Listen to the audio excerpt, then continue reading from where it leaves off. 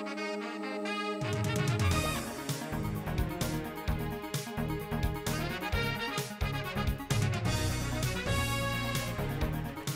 evening, ladies and gentlemen, and welcome to this evening's debate with the candidates from the Thunder Bay Superior North riding. My name is Keith Jobbett, and I'll be the moderator for this evening's debate. Just before we start, I'd like to go over the format so that we've done it with the candidates and as well with everybody in the audience. So we will be starting off. I'll introduce the candidates, and each candidate will have a minute and a half to make his or her opening statement. They've been selected by lot, so there'll be an order of speaking. You'll see on the stage all the candidates have been arranged in alphabetical order.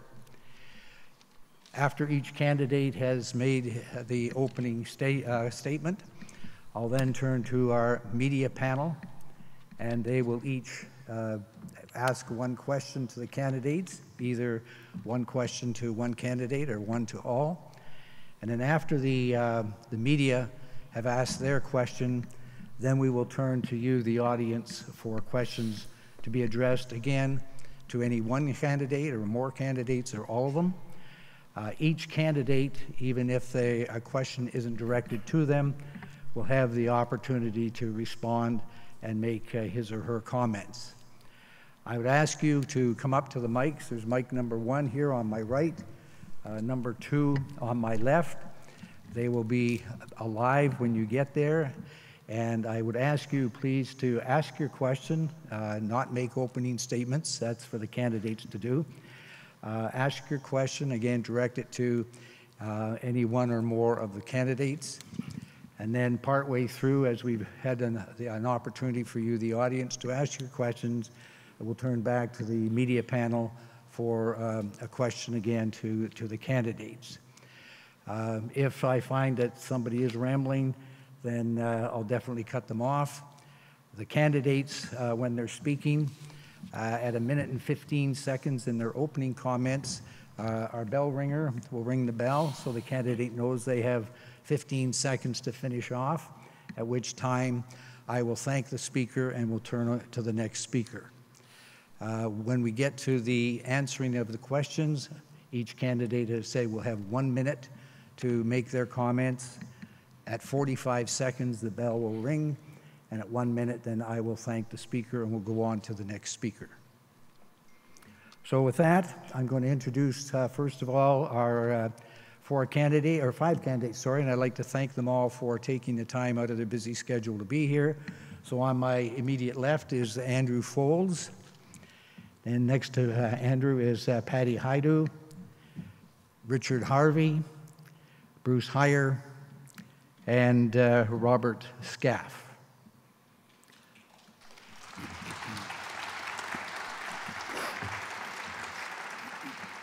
And our 4 media personalities, starting at the front, is Ian Pattison from the Chronicle Journal, Lisa Lacko from CBC Radio, Leith Dunnick from Dougal Media, and Vic Krasowski from Country 105. So they will be asking their questions. So now I'm going to call on the individual candidates to make their opening comments. The first speaker will be Richard Harvey. Mr. Harvey? Thank you very much. I've said it before. Only a strong economy makes it possible to fund the programs and services that all Canadians require. I believe the Conservative Party of Canada best represents what the people of Thunder Bay Superior North value most: family. At the end of the day, what most of us are looking for is good-paying, secure jobs and the ability to keep our hard-earned cash for our own families, not for increased government taxes. Nor should we create deficits for our grandchildren to pay. That's what I believe in. That's what the Conservatives believe in. With that in mind, the Conservatives have created the lowest tax levels in 50 years, managed Canada's economy to be among the strongest in the G7, created income splitting for families and seniors, helped families with monthly universal child care checks. We've balanced the budget 1 year ahead of schedule. We've invested millions in local infrastructure and medical research. We've created 1.3 million net new jobs. We've increased healthcare transfers to the province every year, and we will continue to do so. The global economy is fragile. Things in the world aren't perfect. Stephen Harper, though, has done a masterful job with the Canadian economy with the fastest and strongest recovery from the 2008 global downturn.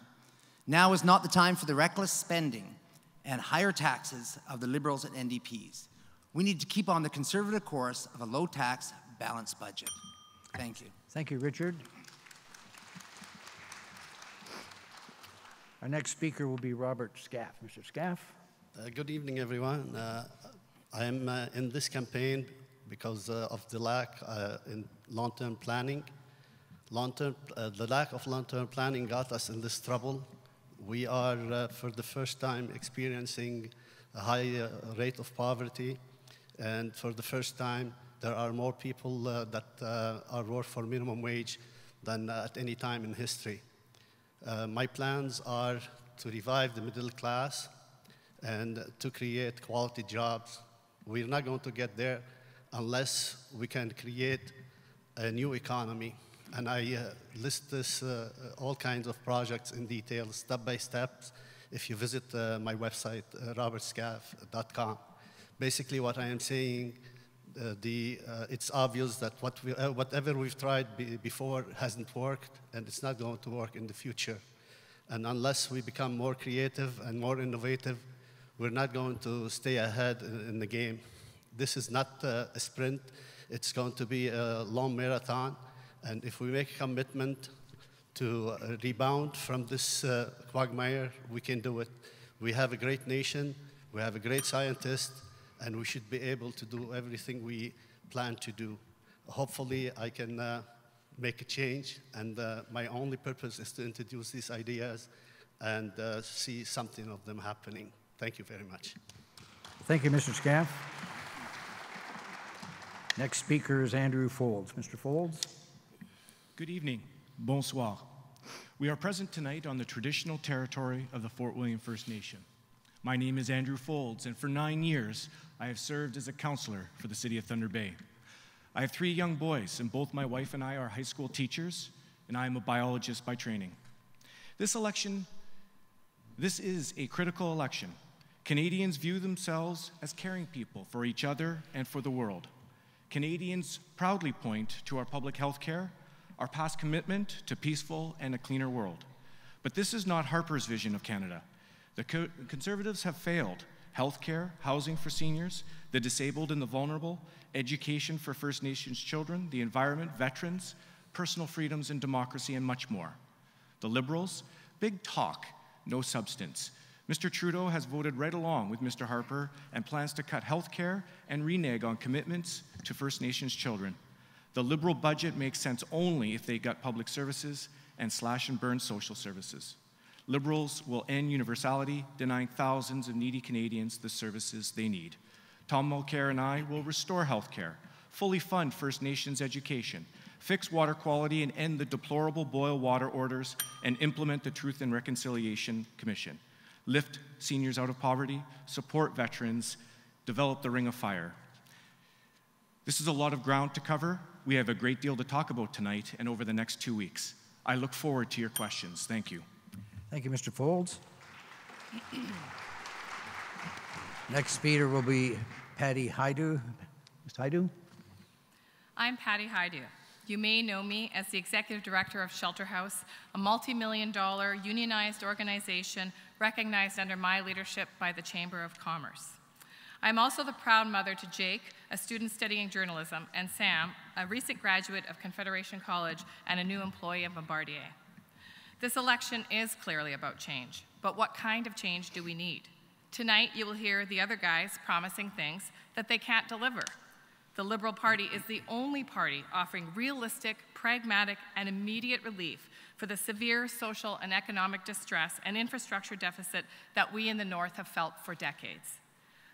Our 3-point plan for real change is as follows. We will move away from the austerity budgeting that the Conservatives and the NDP are both promising to create good jobs by investing in our roads, bridges, and energy infrastructure right now.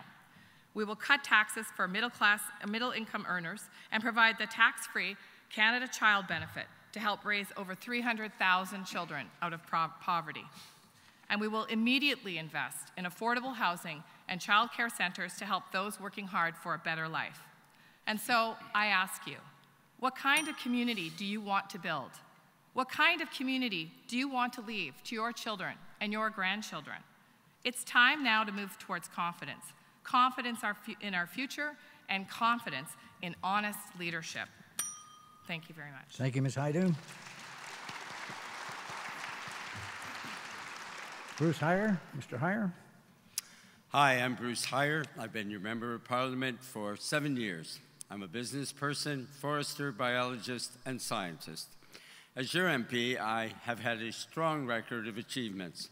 I've introduced more legislation to the House of Commons than all previous members of Thunder Bay Superior North combined, including my Climate Change Accountability Act, the only climate change bill ever passed in the House of Commons. The Seniors' Bill of Rights, the Made in Canada Act requiring at least 50% Canadian content for all federal contracts.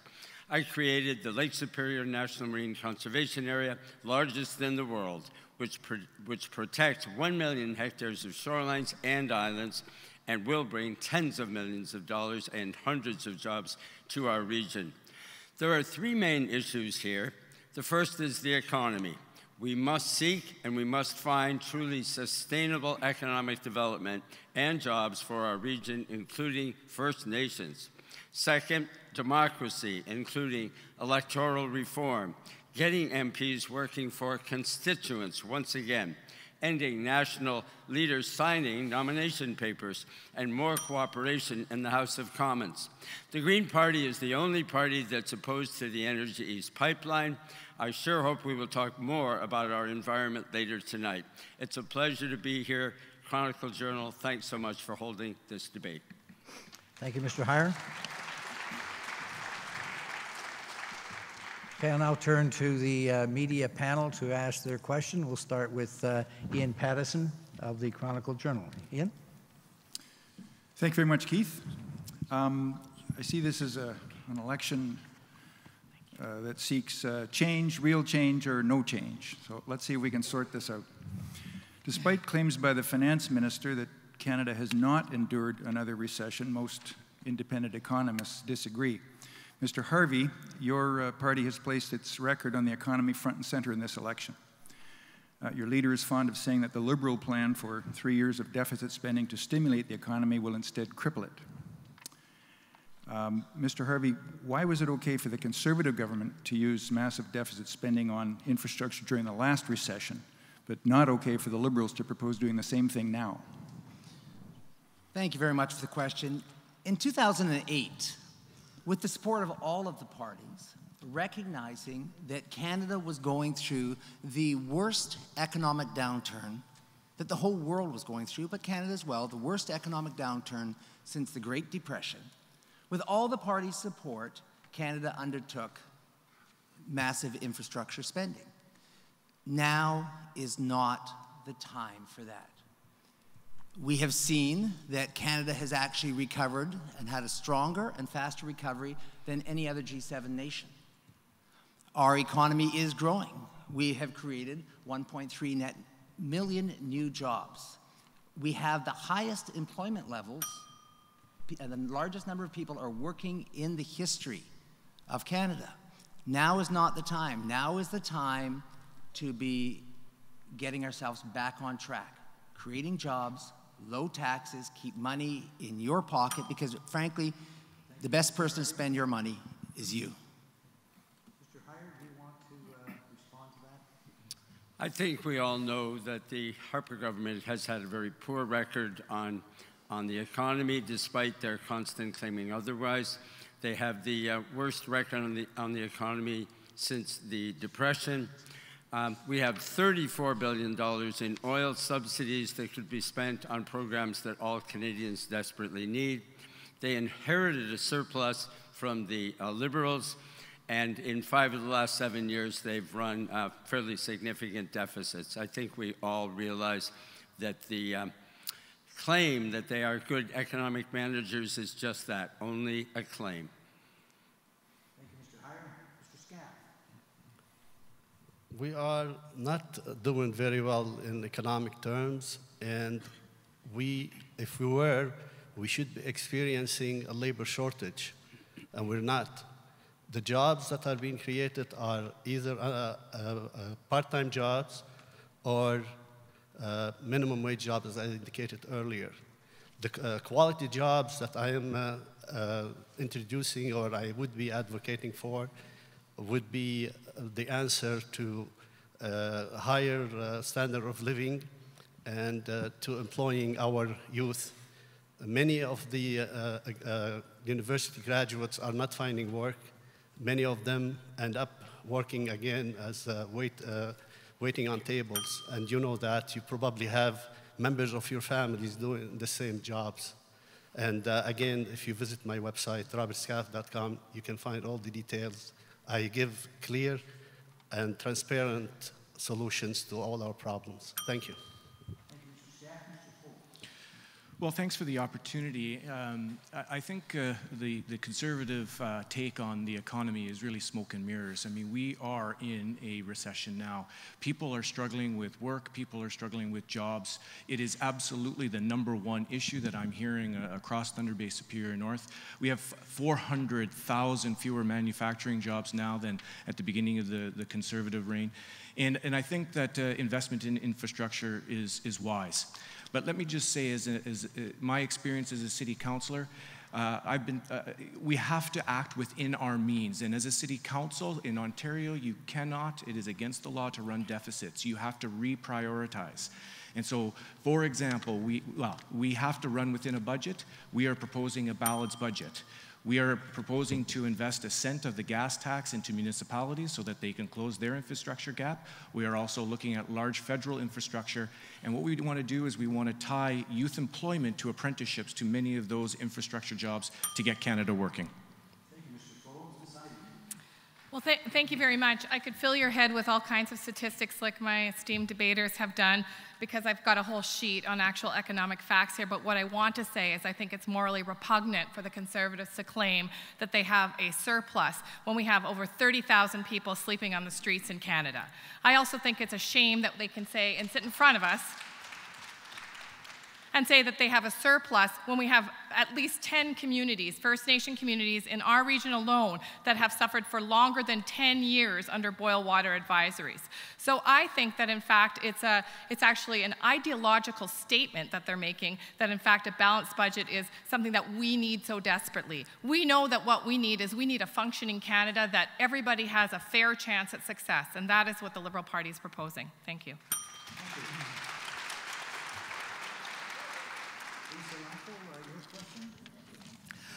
Maybe I'll stay on the theme that Patty Hajdu just started with. I wanted to ask, given the fact that there are so many people living on the streets in Thunder Bay, given the fact that there is homelessness problem and poverty issue right across this country, that the poor seem to be getting poorer, everybody recognizes that affordable housing is the way to go. There needs to be a national strategy. I'm wondering if I could ask you each to talk about that in some small way. Is there a social housing agenda for either one of the parties? Okay, maybe we'll start with Ms. Hajdu on that one, since she raised the issue. Thank you very much. Absolutely. Social infrastructure is what we're calling that, and we're committing to the largest investment in infrastructure in Canadian history. And so a big component of that is this social infrastructure that includes a range of affordable housing. We know that this is smart policy, not just because of the human need for housing, but also because keeping people unhoused places an undue fiscal burden on municipalities and the rest of the community who scramble to make ends meet through the use of homeless shelters, emergency responses like EMS and the police. We watch municipal property taxes rise by using Band-Aid solutions to affordable housing. So it's our commitment to not only have a national housing strategy, but to act immediately now. We have an NDP commitment to invest over 10 years. Our commitment begins now, the minute we're elected, and that's what Canadians deserve. Thank you. Thank you. Mr. Hardy. The best affordable housing strategy is, of course, helping Canadians to afford their homes, helping Canadians to own their own home. And the reality is, we see this. When people have ownership of their own home, they take pride in that. That makes them people who are putting more into the community. And I've already made the comment that it's through a strong economy that we're able to actually provide those additional services. Canada is a country that has one of the highest. Over 60% of Canadians own their own home. It is one of the highest in the world. And the Conservative government is putting forward numerous policies. We are moving forward to make home ownership more affordable. We spoke to the real estate, the realtors. We are upping the contributions that are acceptable and that people can make, especially for your first home, because that is the greatest prize many people will ever have. Thank you, Mr. Harvey. Mr. Hire. Affordable housing is critical for Canada, especially in Thunder Bay. We have many people in Thunder Bay who are desperately in need of housing that they can afford. We've always had good co-op housing projects here like Castle Green, but the CMHC funding agreements are running out and we need to renew them. We desperately need to renew those co-op funding arrangements to create new and renovate old co-op housing and refinance it. We need to bring back the eco-energy program that the Conservatives killed. We can not only unleash an army of electricians and carpenters that would create employment and economic development across Canada, but we also would reduce our greenhouse gases by 30% by building affordable new housing and upgrading existing housing. And probably the biggest area where we really need to help with housing is with seniors. Seniors are struggling to stay in their homes, many of them are, and we really need to ensure, thank you.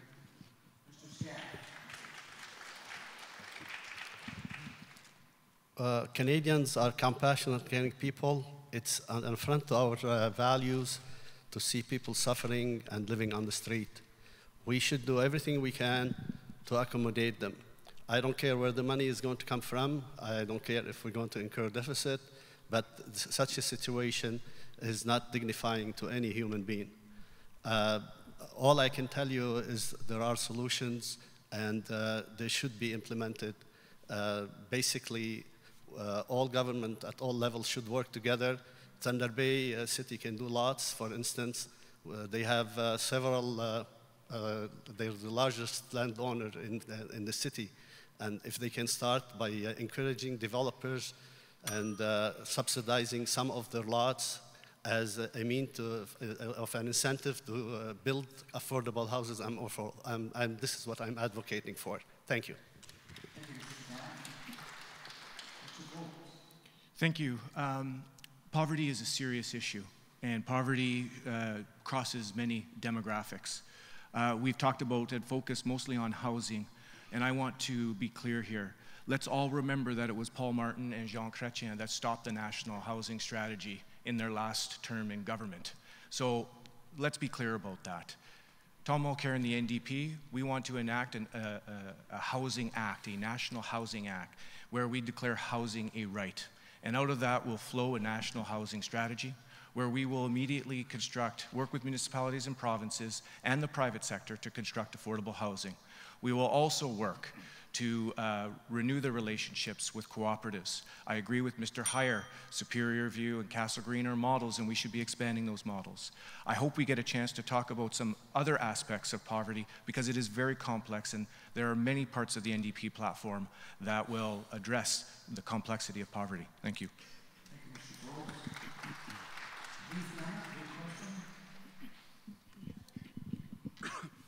I guess this will be to Mr. Harvey. I think I saw Roy Lamore walk in here earlier. Would like to address the topic of veterans' offices and the fact that the Conservatives closed them. Why is that a good policy for this country, and what can be done to help the veterans locally? To clarify, the Conservatives did not close the veterans' office. They relocated the veterans' offices to Service Canada. I'm very proud of the fact that we have increased by 35% funding for veterans. We made services more accessible for veterans. We have increased the services specifically that veterans today are needing. With a lot of the new veterans we have, there are a lot of issues with the mental health issues. We have increased by 85% the number of healthcare workers that are available. And right now, one of the things we have is over 90% of the healthcare frontline workers for veterans, of the mental health workers, those positions are filled. This is coming in following years, the dark ages, as people refer to it, for the Canadian military, when everything was slashed. We've added $12 billion to make up for what was slashed previously. Thank you very much. Well, we're very committed to supporting veterans in their own communities by reopening the 9 closed Veterans Affairs offices, including the one in Thunder Bay.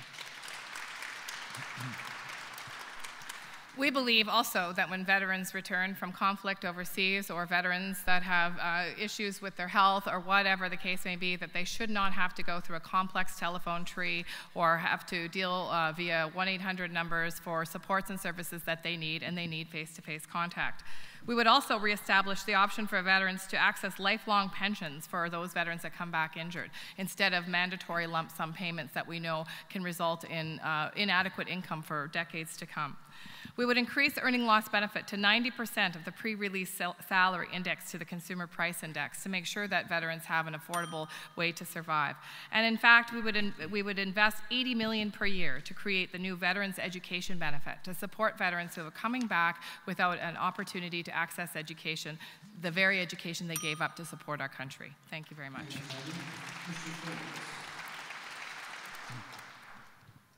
This question is a serious question, and one that we shouldn't take lightly. We ask our veterans, both contemporary and more mature veterans, we've asked them to do very, very serious things. We've asked them to defend territory, we've asked them to defend themselves, we've asked them to defend people, and we asked them to do very difficult things. Many of them carry a very heavy burden, and we need to respect that, and we need to provide the dignity when they come back. Closing the offices here in Thunder Bay and across the country are shameful. I was very proud as a city councillor, even before I was a candidate to be MP, to be at the rally to oppose the closure. The NDP will reopen these offices and provide the services that these veterans need. We will have a veterans charter that will protect their dignity and make sure that when our veterans come home, they have the services like for post-traumatic stress disorder and for other physical disabilities that sometimes they occur. The reality is we ask these men and women, these brave men and women, to do difficult things. We need to respect their work and provide the services they need. The issue here is by far greater than opening an office or closing one. We live in democracy, and our government, our politicians should be listening to us. If the veterans have asked for the office in Thunder Bay and another location to stay open, be it. This is how we do things as a democracy. Draconian measures is bordering on dictatorship. We don't stand for that. All I am saying is let's start the dialogue. If the cost of this is drop in the bucket, $12 billion, Mr. Harvey has said, it's been spent on the new investment and new spending on the veterans. Thank you. The way we have been treating our veterans here in Canada recently for the last decade is shameful, very shameful. As a former military person, as a former police officer, and as an MP, I see very clearly how we have been most unkind and unappreciative of people who put their lives on the line to defend our freedoms. My office has been struggling for years to make up for the cuts in service to Veterans Affairs, and Service Canada is struggling to meet the needs of veterans. They don't have the resources, they don't have the training, and it's simply not adequate. We're not dealing with musculoskeletal injuries, which are the most common coming back from places like Afghanistan, and we are not dealing at all with PTSD and drug addictions problems. We also need to invest in trades, apprenticeships, and education in general, not just for our general population, but especially for our veterans who deserve the transition to working with meaningful employment in our economy. Thank you.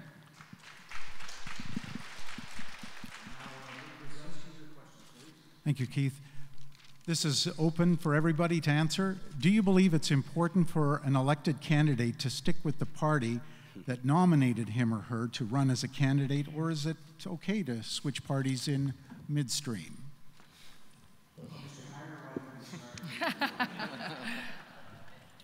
Why might that be? You know, a lot of Canadians don't seem to know that parties are not even mentioned in the Canadian Constitution. From 1867 until 1970, all that was on the ballots was their name and their occupation. The Constitution makes it clear that MPs are intended to represent their constituents. End of story. In 1970, Pierre Trudeau changed the Elections Act, amended it to do two things: add party names to the ballot because his brand had a lot of name recognition. But in the fine print, what was really problematic, and still is, that it said you have to have the national leader sign your nomination papers before you can run for any national political party. It's shameful, and within a few months, Pierre Trudeau called his own backbenchers mere trained seals. Shameful.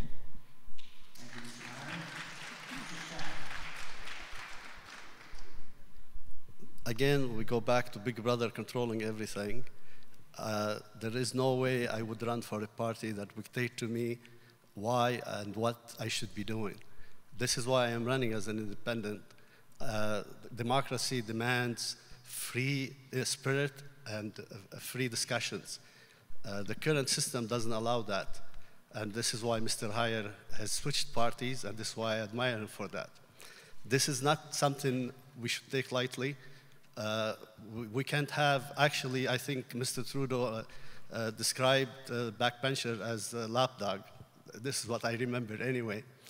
And this is not what we need. We need leadership, and this doesn't come with just people towing the line every time, every day, every minute. Thank you very much. It's a good question, and I believe that everyone in the audience tonight and everyone in Thunder Bay Superior North, ultimately you are tasked with a tough question, and I believe you vote for two things. I believe you vote for the person, and I do believe that you vote for a party, and let me explain. When you vote for that person, I think you're looking at that character of that person. You're looking at the core values of that person. You're looking at the personality, the particular social skills perhaps that that person has. And you're looking for experience. You weigh those things, those personal characteristics with party platform. And we are all here tonight debating party platform.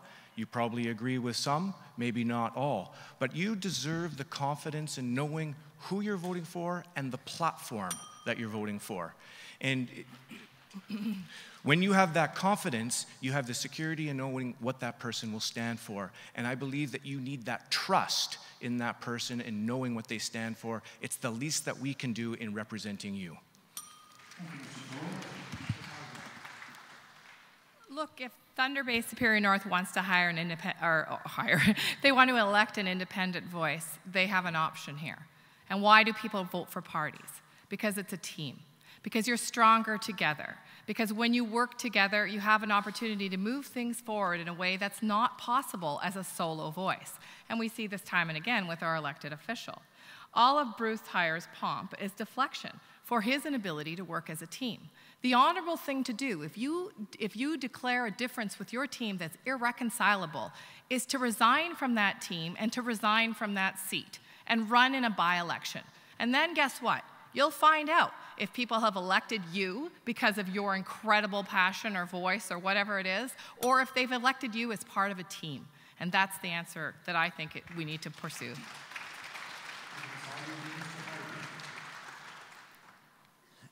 The intention of parties is to bring together like-minded people who agree on policy. Does that mean that those like-minded people will always agree on every policy? Of course not. And Mr. Heyer is correct. We've had this discussion many times about the fact that the parties aren't originally mentioned. But what was happening, and what we do see happening, is people with like-mindedness. At the same time, not every issue that's going to come up is debated and is part of a platform. I can understand why Mr. Heyer would feel his need to leave the NDP. And before that, Joe Camusi, my friend and mentor, I understand why he wanted to leave. I'm proud of the fact the Conservative Party has it in their policy statement, in their constitution, that MPs have the right to vote according to their constituents and their conscience. So I don't have to worry about being thrown out. Okay, folks, now it's your turn. We've heard from the media asking the question of the candidates. So I'll start with mic number one. If you'd ask your question, and you can direct it, as I said, to one or more of the candidates, or all of them, okay? And speak right into it. Duff Stewart, Councillor for Shunya. I'd like to preface a bit by explaining that Federation of Canadian Municipalities has put together a platform site for your candidate's contribution to seeing how you can relate to all the other local people across Canada. And so their question that they would like answers to, I'm just picking the first one that I like, and it's housing. If your party forms the government, will you put a stop to declining federal investment in affordable housing and place in a long-term plan that sees orders of government working together to tackle this critical issue? That's to everybody. Okay, start with Mr. Folds.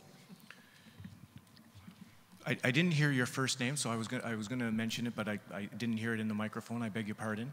I've talked about affordable housing and already in my statements, and that is a commitment. We need to invest in affordable housing, and we need to make a range of housing available to those that require it. It's an easy commitment because it really moves the yardstick. So making that kind of investment. So we want to, like I said, create a housing act that will enshrine the right to housing in legislation and follow from that a national housing strategy. We want to invest in affordable housing, but we also want to reinvest in cooperatives. And so we want to renew those relationships that are set to expire. And that's going to have a really negative impact on affordable housing. Thank you, Mr. Folds. Ms. Haidu. Thank you very much. We do have, as I stated earlier, an immediate commitment to addressing affordable housing. That includes building more housing units, refurbishing existing ones, renewing the current cooperative agreements, and providing operational funding support for municipalities, which, as Councillor Folds can attest to, is a critical component of supportive housing. And we would also like to renew the support for the Housing First initiatives that help homeless Canadians find stable housing and move towards increased independence. All of this is good news for our community. We need that support, and we need it now. We cannot wait a decade or longer for that. Thank you. Thank you. Mr. Harvey. Obviously, and I'm quite confident every one of us is committed to seeing housing in Canada. One of the things to realize, and we all recognize, is, of course, that a lot of the issues surrounding housing are under the Ministry of Municipal Affairs and Housing. And I've had that opportunity to meet with the provincial minister, Minister Meekin, to discuss these issues. His comment was that there are ongoing discussions with the federal government looking at how to address those issues. And when it comes to jurisdictional things, we have to recognize that. From the federal perspective, though, one of the things that I again come back to is that we can make it easier and more affordable for people to get into their first house. That's the greatest investment, the greatest treasure most Canadians will ever have. Thank you, Mr. Harvey. Mr. Heyer. The Green Party has a national housing strategy, and if you Google Vision Green, you can read that. It's quite detailed. We believe in a home renovation tax credit for conservation purposes, as I've already mentioned, to make houses more affordable and better insulated and reduce CO2. but also to make them more livable for seniors and people with disabilities. We desperately need to find ways to help seniors age gracefully in their house with dignity and stay in their homes as long as possible. It's what they want. It's also the most affordable way to do it. And as I mentioned before, and Mr. Folds also mentioned, we really need to reinvest in cooperative and affordable housing. Thank you. Thanks, Mr. Heyer. Mr. Scaff. Everybody agrees that we need more affordable housing. Three things: better housing, more affordable housing, less crime, less visit to hospitals and emergency room. It's by far, it makes more sense, economical sense, to have people accommodated.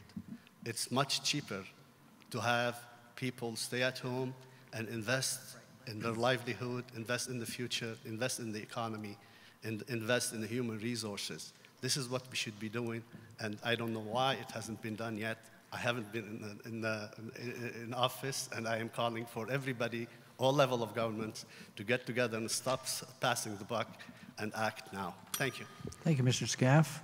Okay, we'll turn to mic number 2. Hello. My name is Andy Wolf. I'd like to point out something obvious here, and that is that people have switched parties since Confederation.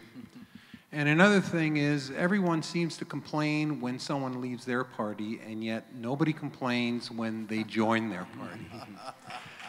So, I mean, I want to put that clear. And this full question is directed to Mr. Folds and Ms. Haidu, and the rest of you are welcome to comment on it. But they obviously say that you should run in a by-election if you resign from your party. So, if that's the case, would you be willing to table a private member's bill to have that happen? Okay, well, we'll start with Ms. Haidu. I certainly would be willing to table a bill to make that happen. Mr. Folds. Yes. Hey, this is fast. Mr. Harvey.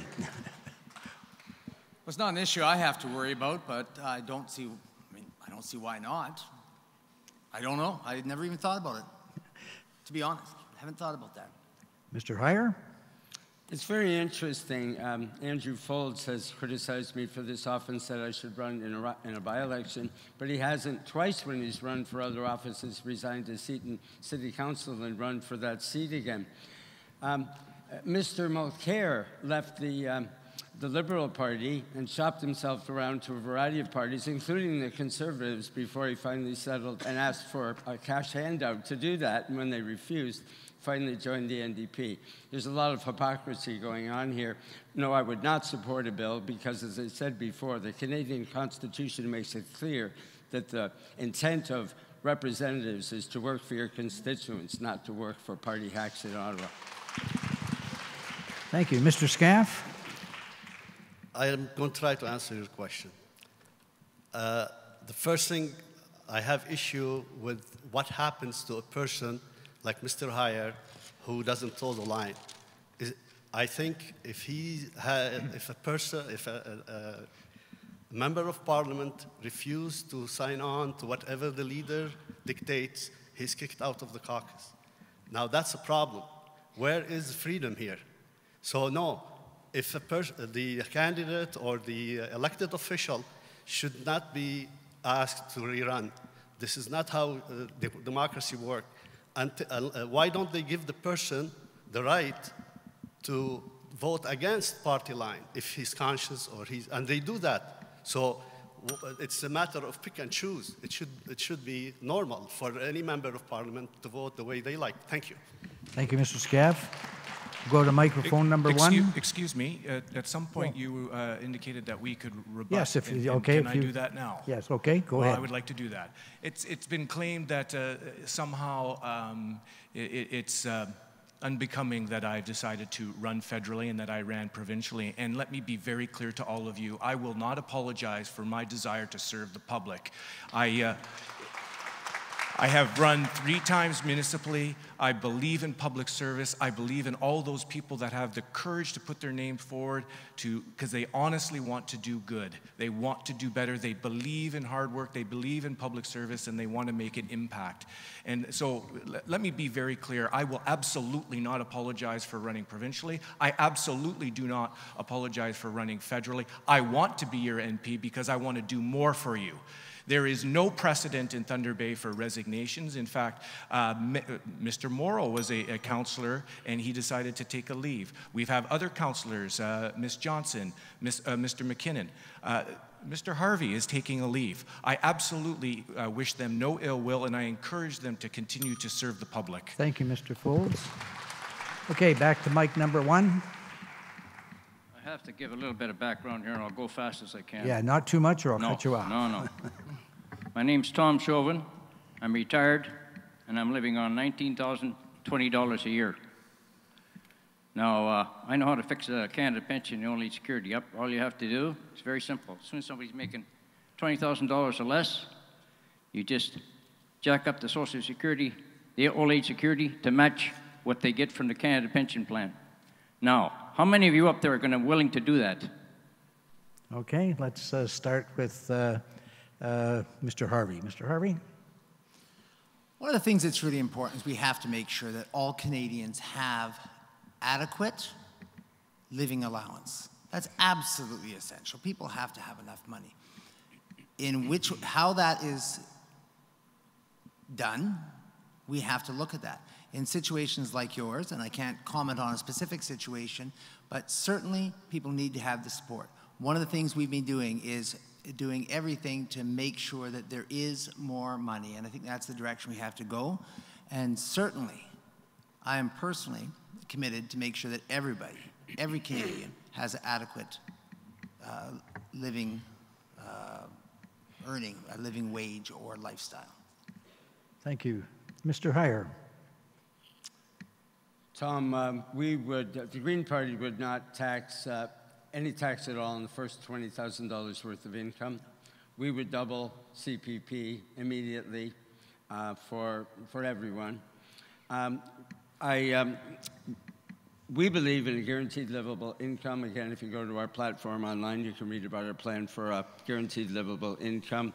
We would raise the national, not just the federal, but the national minimum wage to $15 an hour. Our carbon fee and dividend plan will put money in the pockets of every single Canadian family.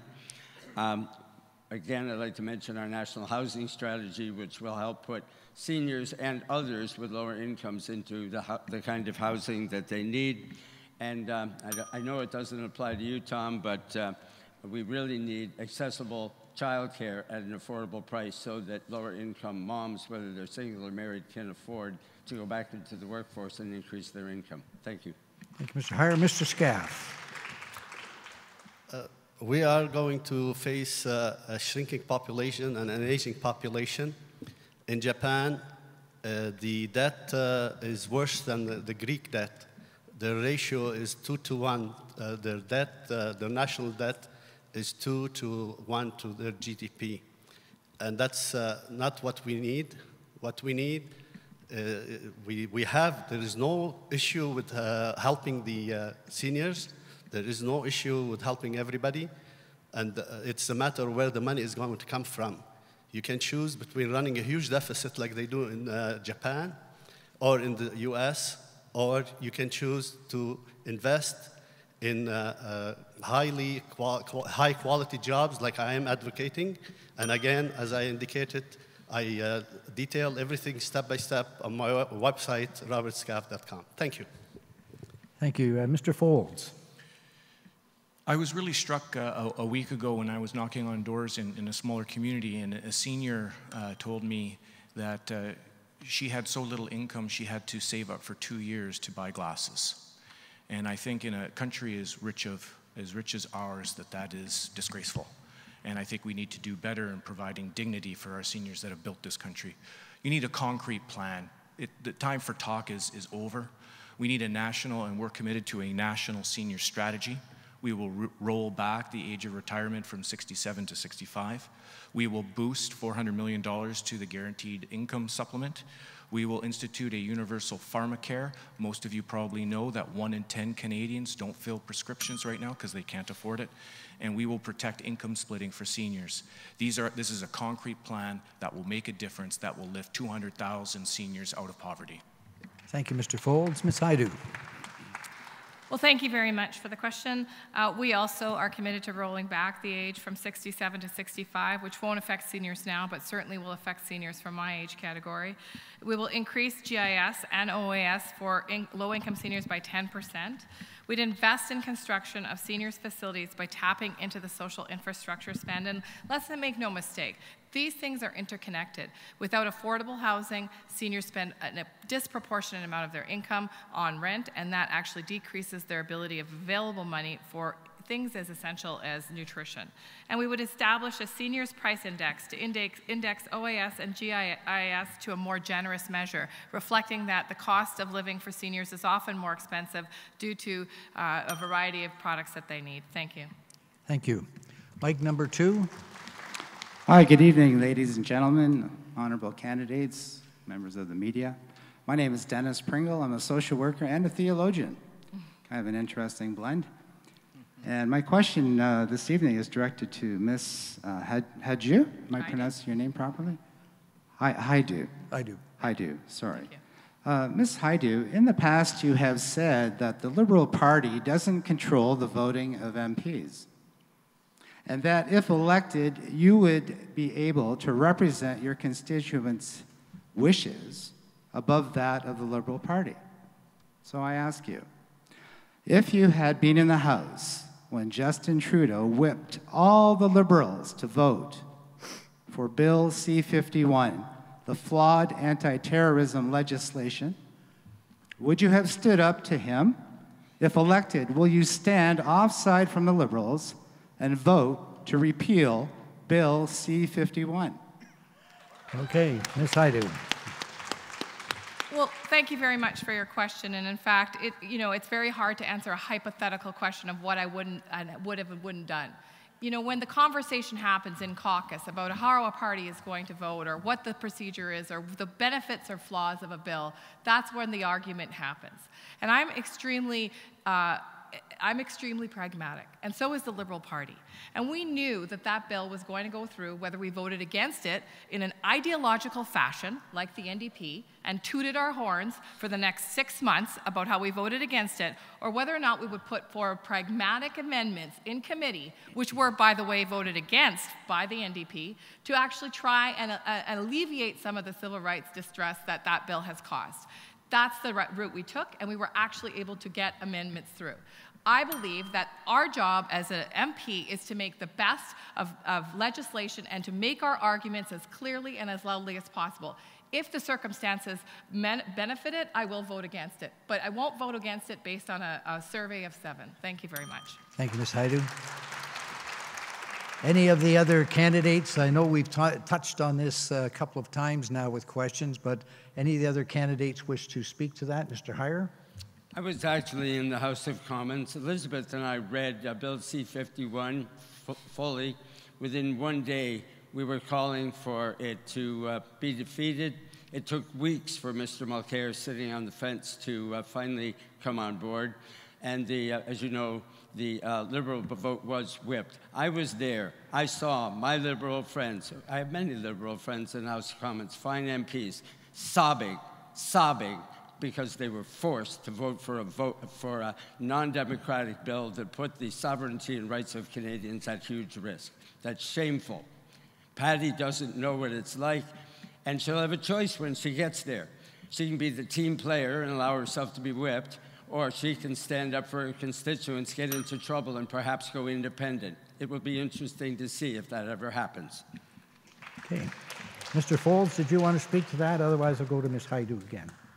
I absolutely want to speak to it. And let me be clear, I am very proud that my party stood up for Canadian values. They stood up for freedom. They stood up for privacy. And even when it was politically unpopular, they stood up for a principled stand. And as time went on, civil liberties groups, lawyers from across this nation realized how dangerous Bill C-51 is. This is a bill that was put forward simply to scare people, and it built on fear and clearly scared the Liberal Party. I stand shoulder to shoulder with my colleagues in the NDP in standing against Bill 51. I stand with First Nation groups, I stand with environmental groups, I stand with civil liberty groups, and I stand with lawyers in saying that this is bad legislation. And if that's my ideology, then I stand by it. This is bad legislation. It is un-Canadian. Ms. Haidu, did you want to respond? Yes, I have two separate points, and I'm going to try and make my minute count. First of all, we had two MPs, two NDP MPs that stood up for the constituents' voice to eliminate the long gun registry against the NDP. One left the NDP because he didn't get the shadow cabinet post that he wanted, and one stayed. And he stood up for himself, and he is now contributing to his party in a meaningful way. And you need to know that there are ways to stand up for things and actually stay part of a team. You can disagree with your team, but you have to be prepared to take the consequences and then move on. That's how policy changes. And the other thing is, taking a stance ideologically is absolutely useless if you cannot improve policy.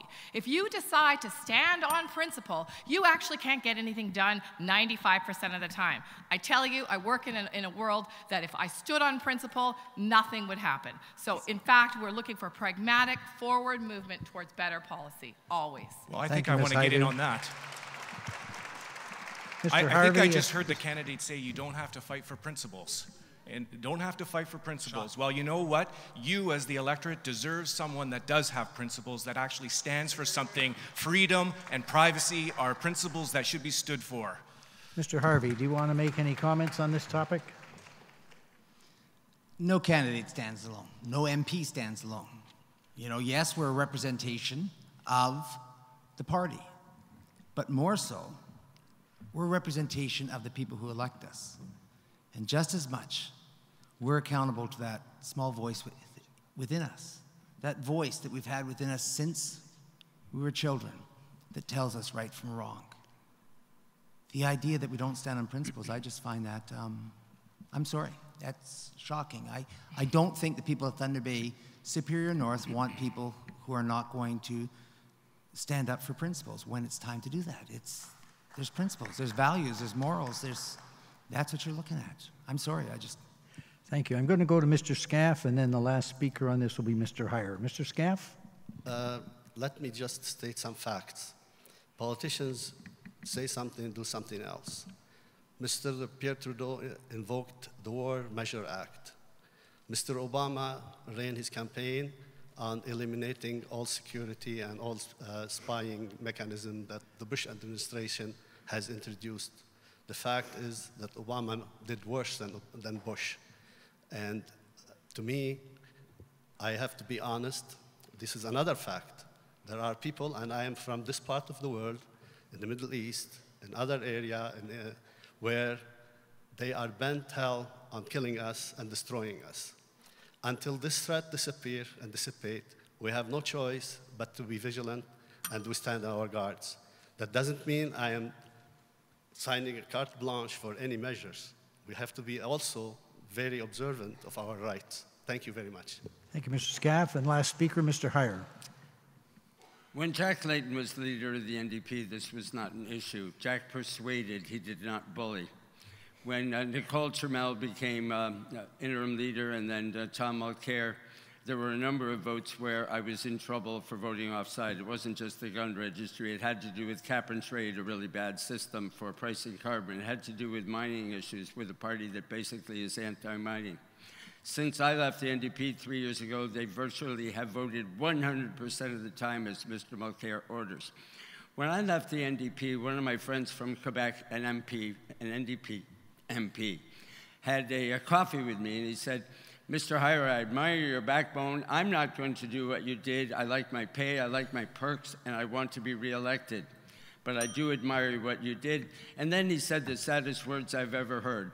He said, I've just accepted the fact that all I really am is a customer sales representative for the NDP in my riding. Thank you, Mr. Heyer. We'll go back to mic number 1. Good evening, Mr. Chair, to the delegates and the media representatives. My name is Malcolm, that's in Mac, Squires. I have a question for all of the candidates. The current government has been muzzling our national federal scientists at important national and international forums, especially on climate change topics. What is your position on the need for open discussion on scientific research? And if elected to Parliament, and particularly if your party forms the government, will you push for open scientific discussion among scientists and between them and the public media? Thank you. I'm going to go to Mr. Scaff to start. Mr. Scaff? My platform calls for unleashing the forces of creativity and innovation. Without innovation and creativity, we're not going to get anywhere.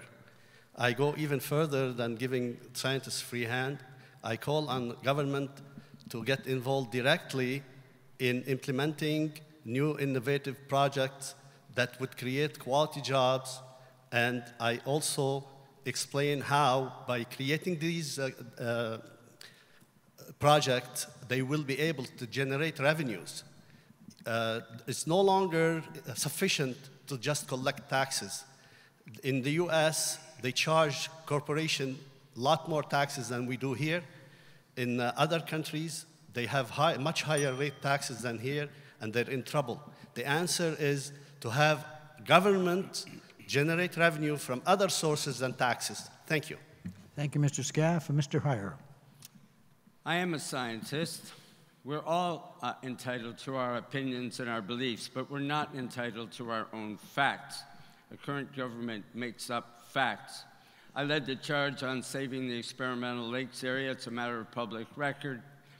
We need policies based on not ideology, but policies based on data, science, and facts. And I will always stand up for scientists, facts, and science. Thank you very much.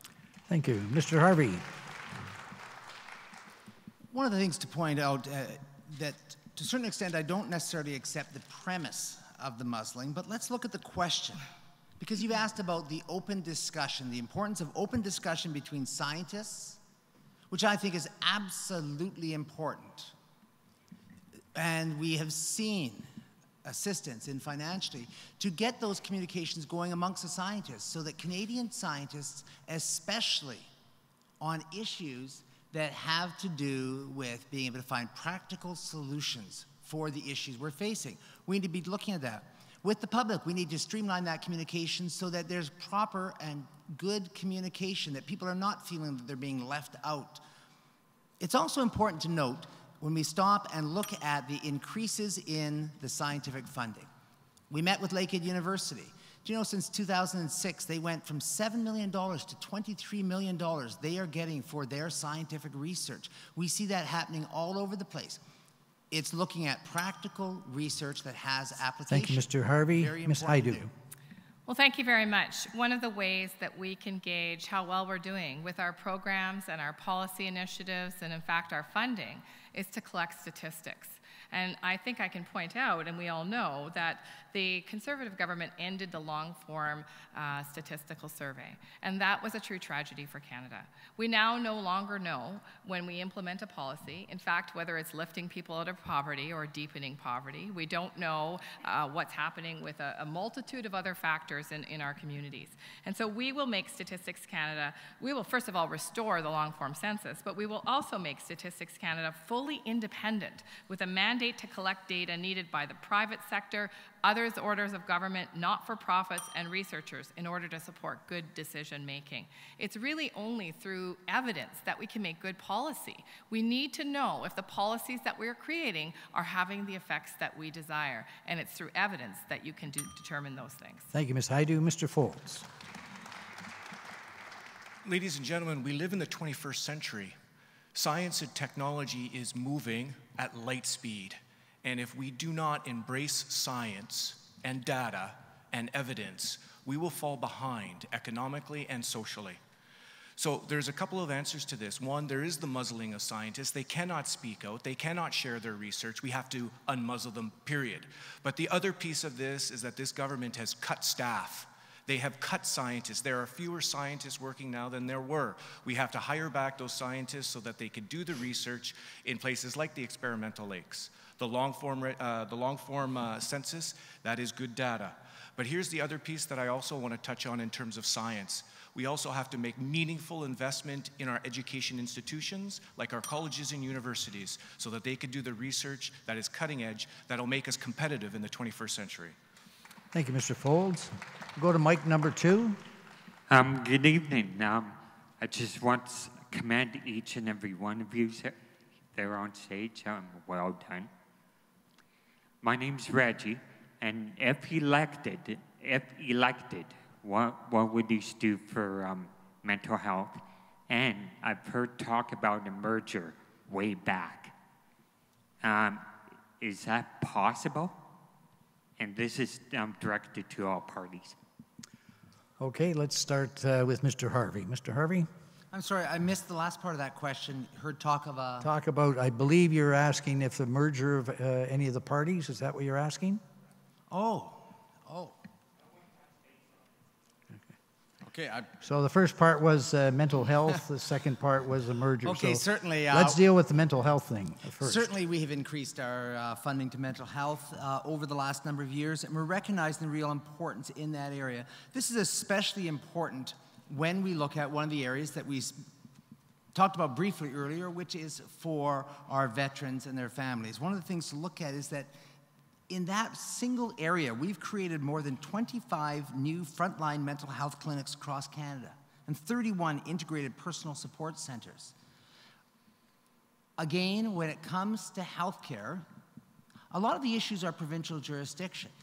But we look at the fact that money is transferred from the federal government to the province to be dealing with this.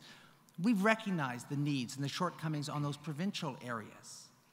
Recognizing that, we have increased since 2006 by 70%. It was the Liberals decreased it by 30% when they were in. That's why I got confused there. We've increased the funding to healthcare transfers to Ontario by 70%. And we're continuing that. Thank you, Mr. Harvey. Per year. Mr. Heyer. Reggie, mental health is shamefully underfunded and undersupported today. But the root cause of this, there's many causes, but a really big one is money.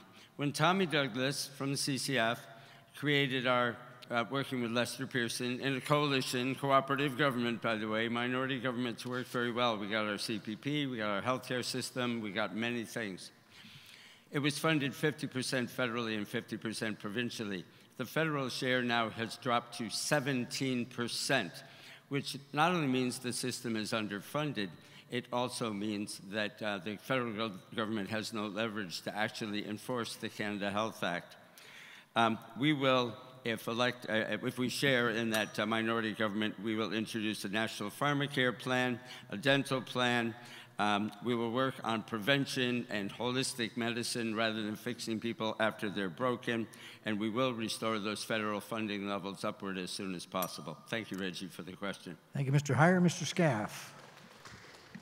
It's very difficult to isolate one issue and focus on how to solve it. We have a major problem in the Western world.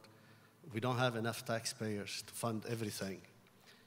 And that doesn't mean we shouldn't be looking after mental health patients. That doesn't mean we shouldn't invest, again, in human resources. What I don't see happening is trying to employ that lots of them, of the people that have mental problem can be employed. And what I see is our government allowing migrant temporary workers to fill in jobs where they could be investing in our people and training them to do the job. Thank you. Mr. Folds? Thanks, Reggie, for the question. Mental health is a very serious issue. 1.5 Canadians under the age of 24 suffer from some form of mental health. 6.7 million Canadians in totality suffer from mental health. The reality is we need to do something. Right now, well, we've all heard of gridlock at Thunder Bay Regional, and right now Thunder Bay Regional is dealing with some of the complexities of many health issues, and really we need to have the right services for the right clients. We're proposing a $100 million mental health innovation fund, and the reality is that will help cut down on some of the wait times that people have to deal with when navigating the healthcare system. And once we cut down those wait times, we could provide the services they need so that they can be more successful in society and really have a greater quality of life.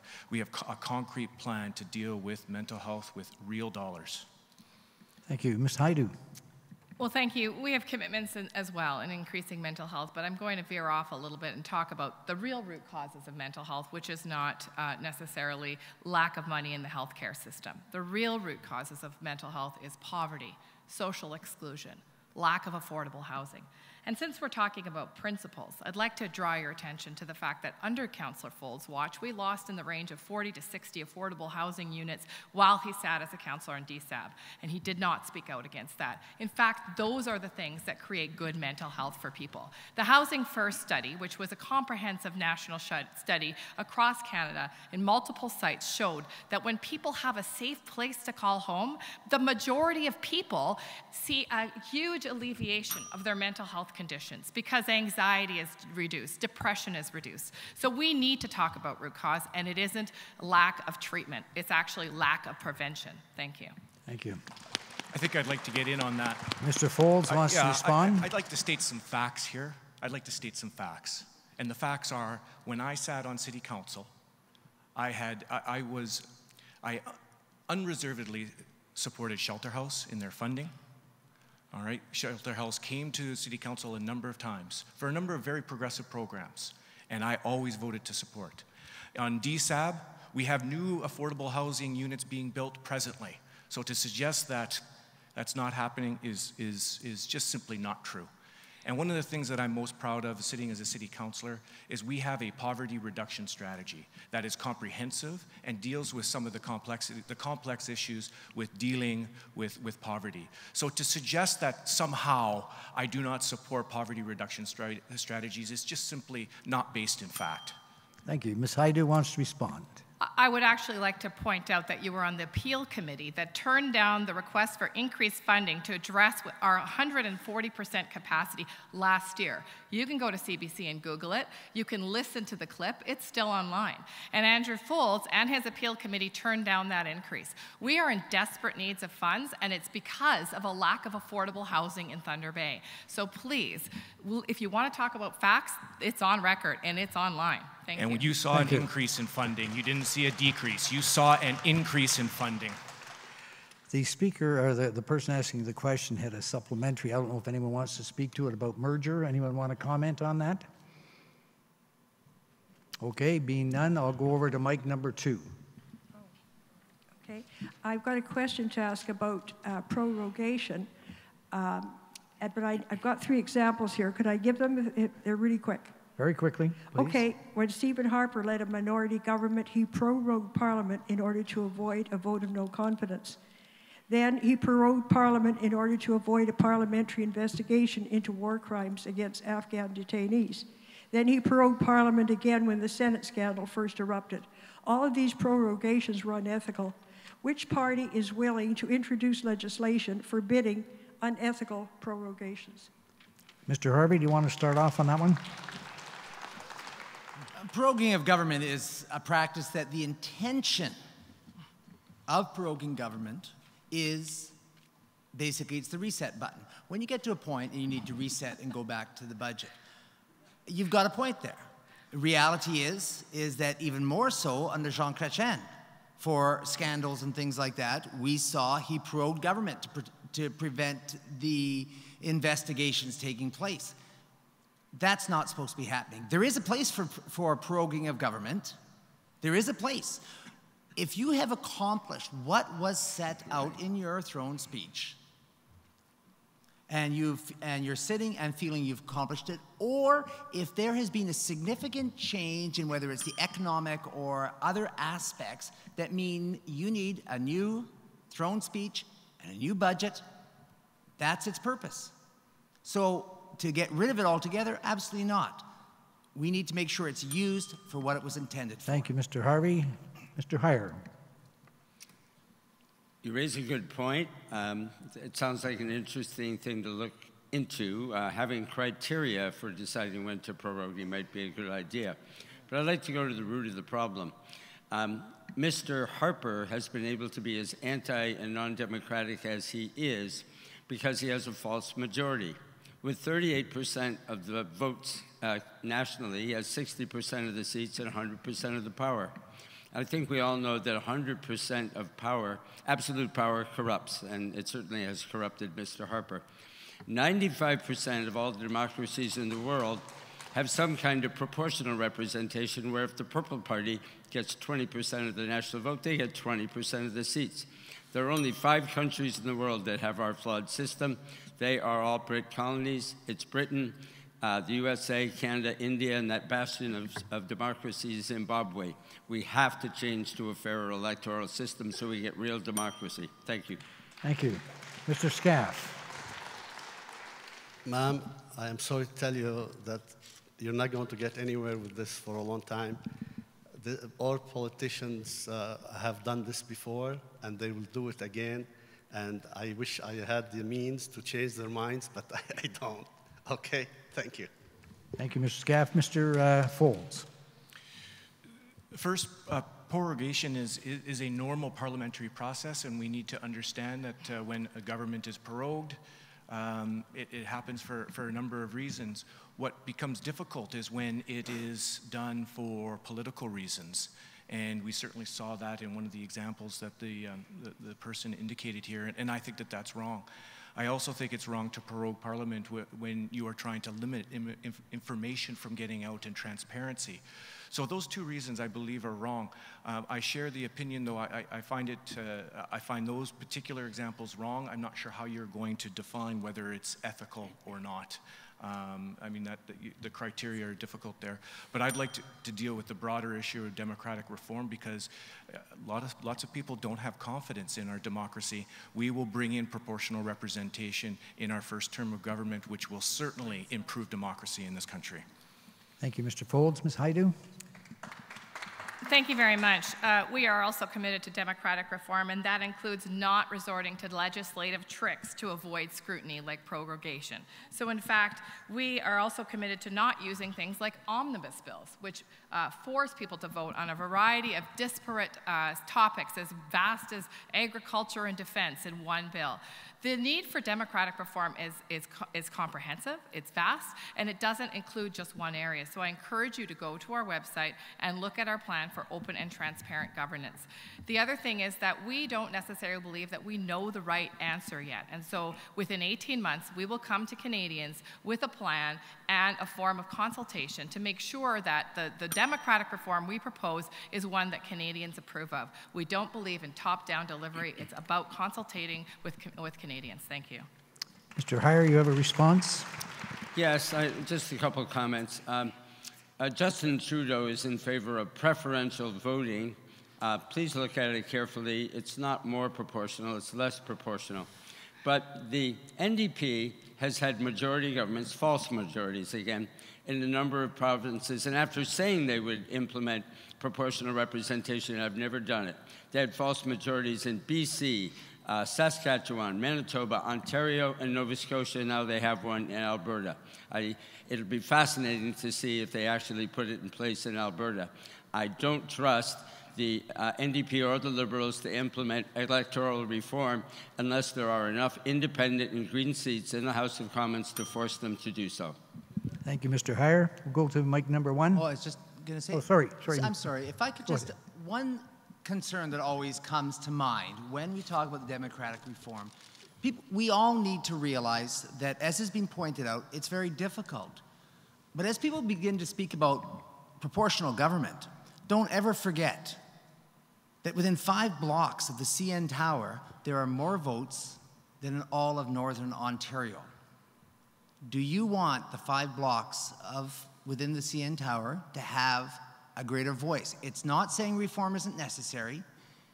It's a difficult process, and simple proportional government is not the answer.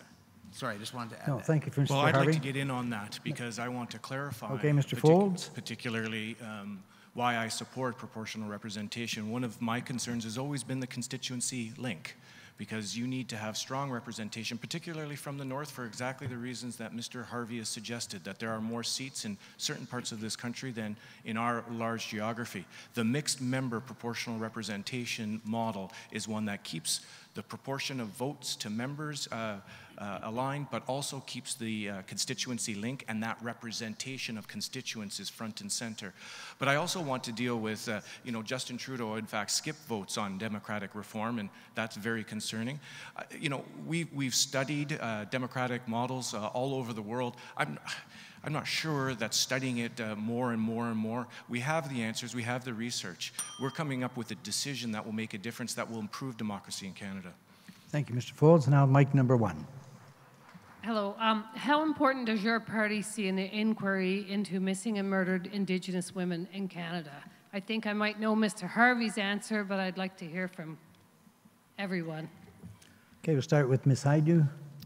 Well, thank you very much. We are committed to conducting that inquiry. But more than that, and I again hate to sound like a broken record, but it is so much more than an inquiry, and we can start action right now to protect women, not just Indigenous women, but all people that are vulnerable. And how we do that is making sure that we have supports in place for people to access those foundations that create a healthy community.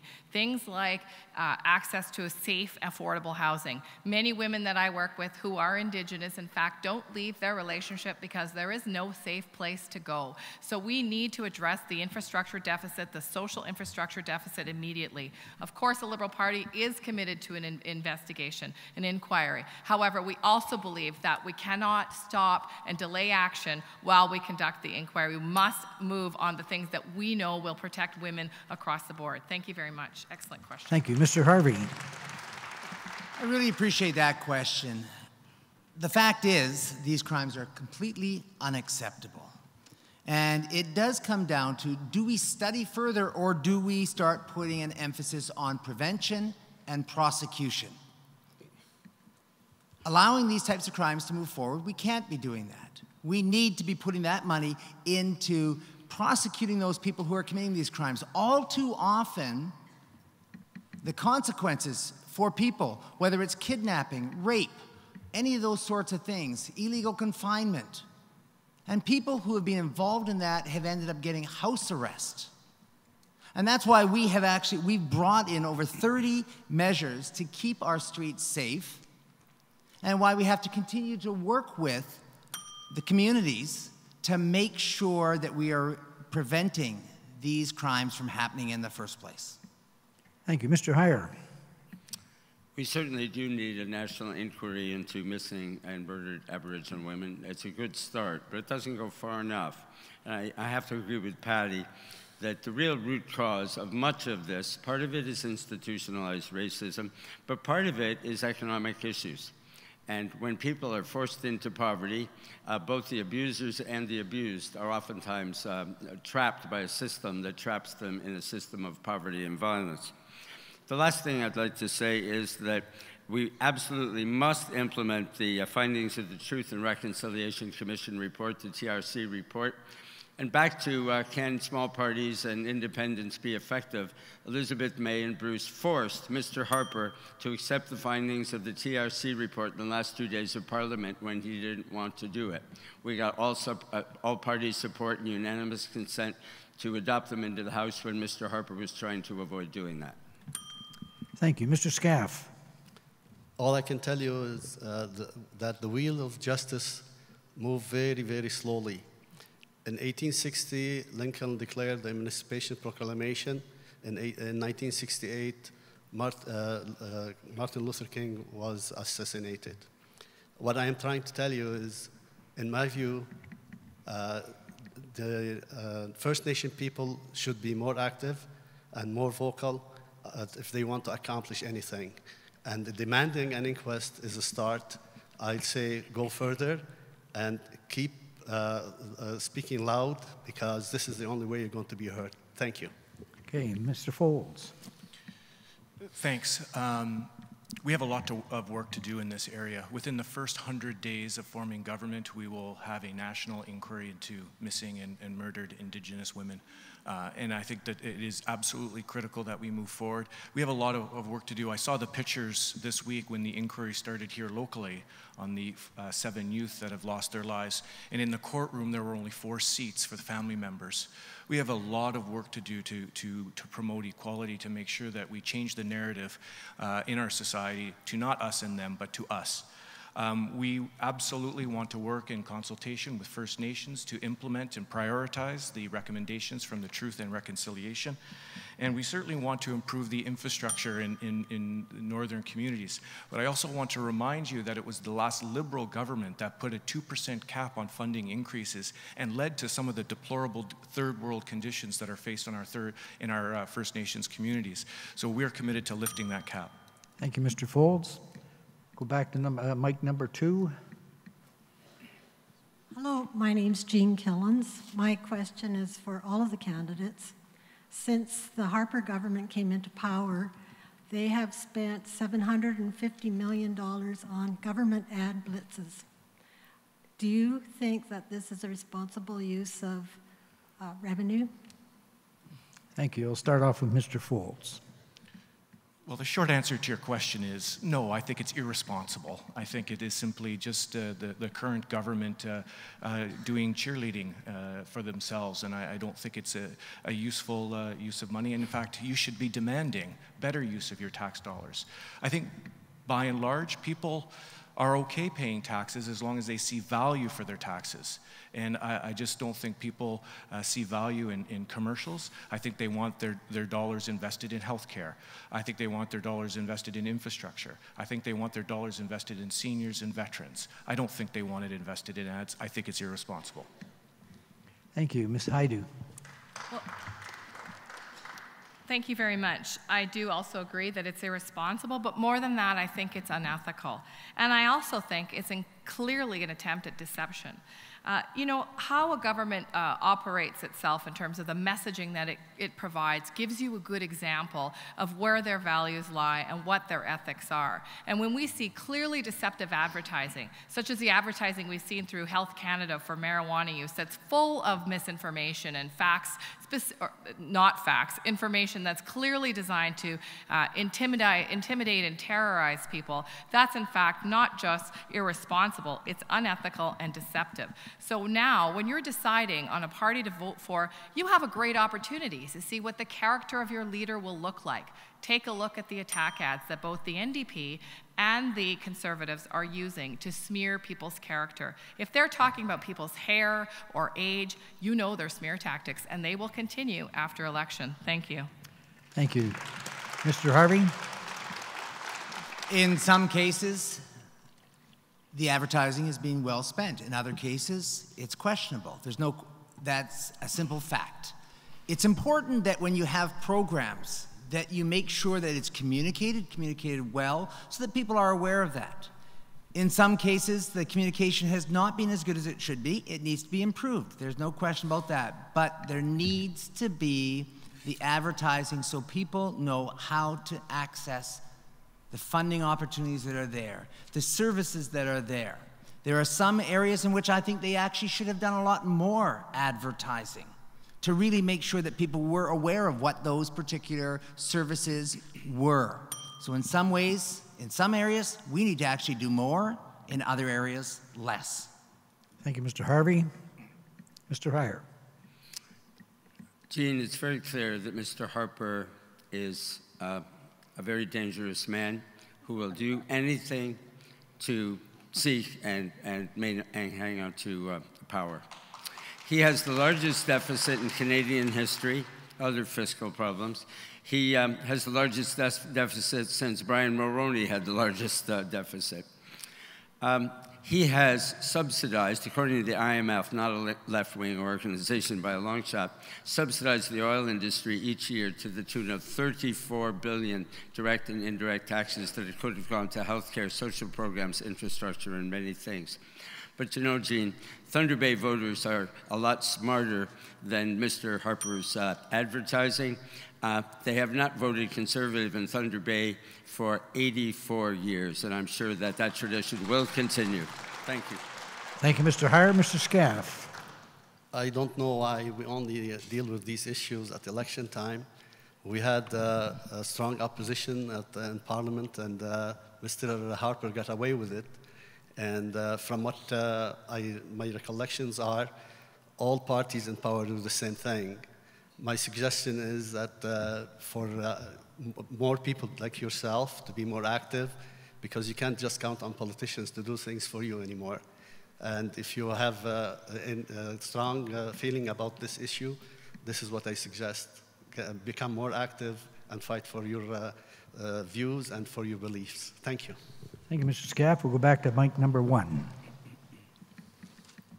Hi, I'm Jen Scaff. I'm actually Robert's daughter, but I am very passionate about the question I'm about to ask. Independent business owners are a large part of the backbone of this country. What can you do to make sure that independent businesses are properly recognized, as well as create any better incentives for independent businesses to have a chance to be fair competitors among giant corporations? Thank you. Okay, Mr. Scaff, you're on first on this one. I don't know, I wasn't expecting this, but thank you. Small businesses are the unsung hero of society. We create more jobs than any other sector of the economy, and we're always at the short receiving end of our politicians. There are many examples I can give you why we are treated unfairly. If you look around, liquor stores and beer stores and wine stores are allowed only in large stores, and they never allow them in small stores. This is one of the unfairness of dealing with government as far as small businesses.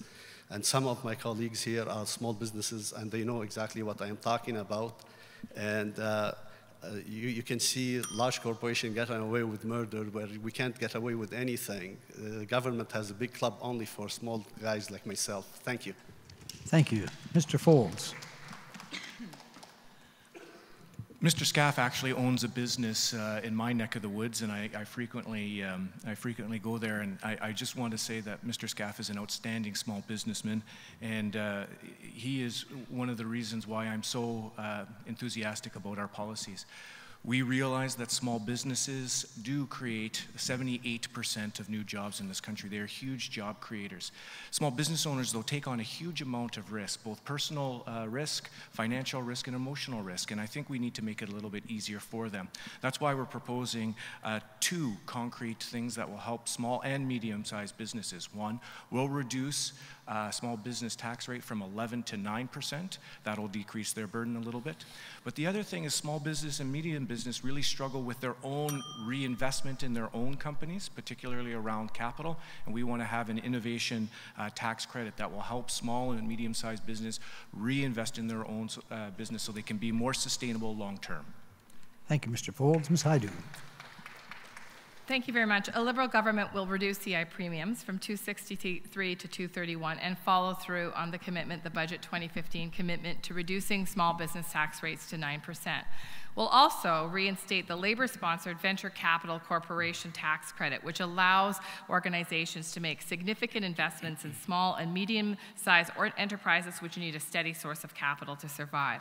We'll also invest $100 million annually in clean technology producers, many of whom are small and medium-sized businesses. We will invest $500 million in the federal-provincial labor market agreements that help ensure small and medium-sized businesses owners have access to a well-trained labor force, and will make the largest federal investment in community infrastructure in Canadian history, which will help create immediate jobs, but also support small and medium-sized businesses in ensuring a steady source of revenue. Thank you. Thank you. Mr. Harvey. Small business is the backbone of Canada. There's no question about that. I have the joy of being a small business owner, And so I get to experience both the joys and also the real struggles, as I'm sure Mr. Scaff would agree, that you can face in this type of thing. But let's look at what we're doing and what we have done, reducing from 11 to 9%.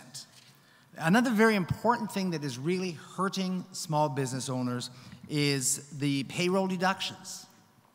We have committed to reducing those an additional 20%. And that is really good for small businesses because when you reduce them by 20%, it's both on the employee who is bringing home more money, as well as the employer who no longer has to be doing it. We're also moving forward with the apprenticeship program to provide more opportunities within the workplace.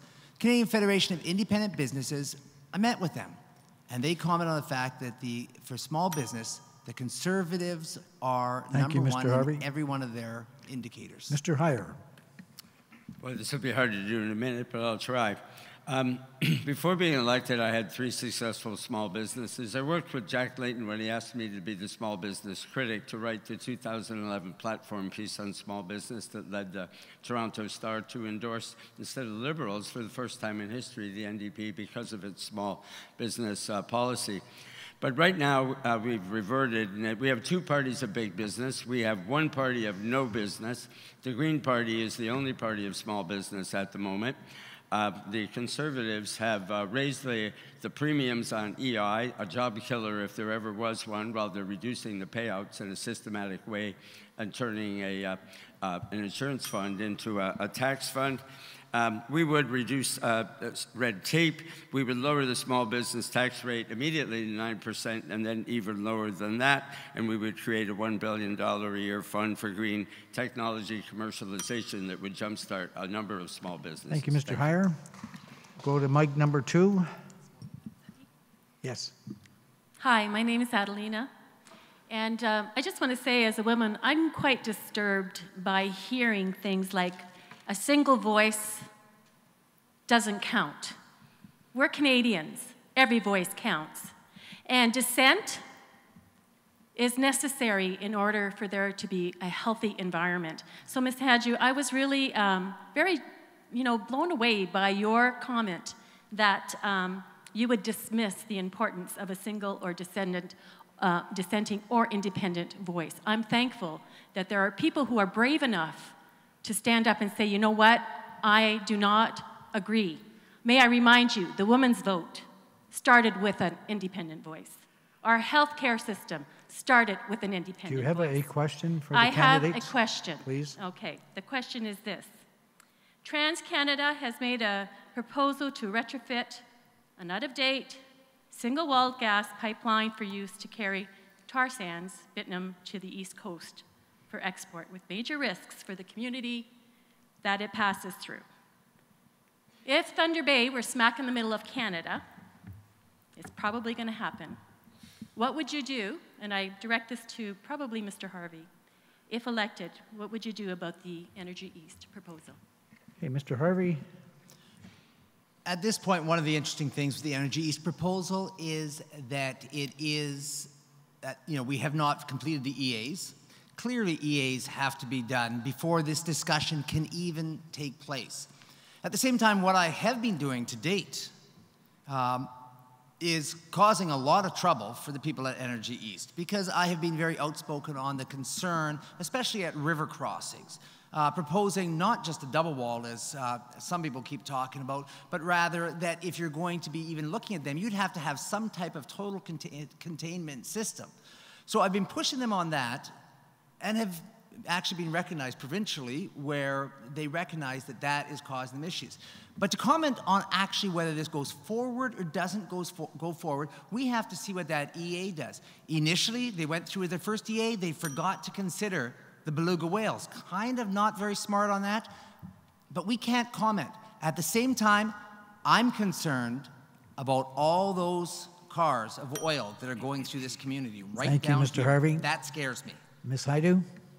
Well, thank you very much. And first of all, I'll address your concern about your perception that I don't think a single voice matters. Anyone who's ever worked with me or lived with me or talked to me knows that I don't have a concern using my voice.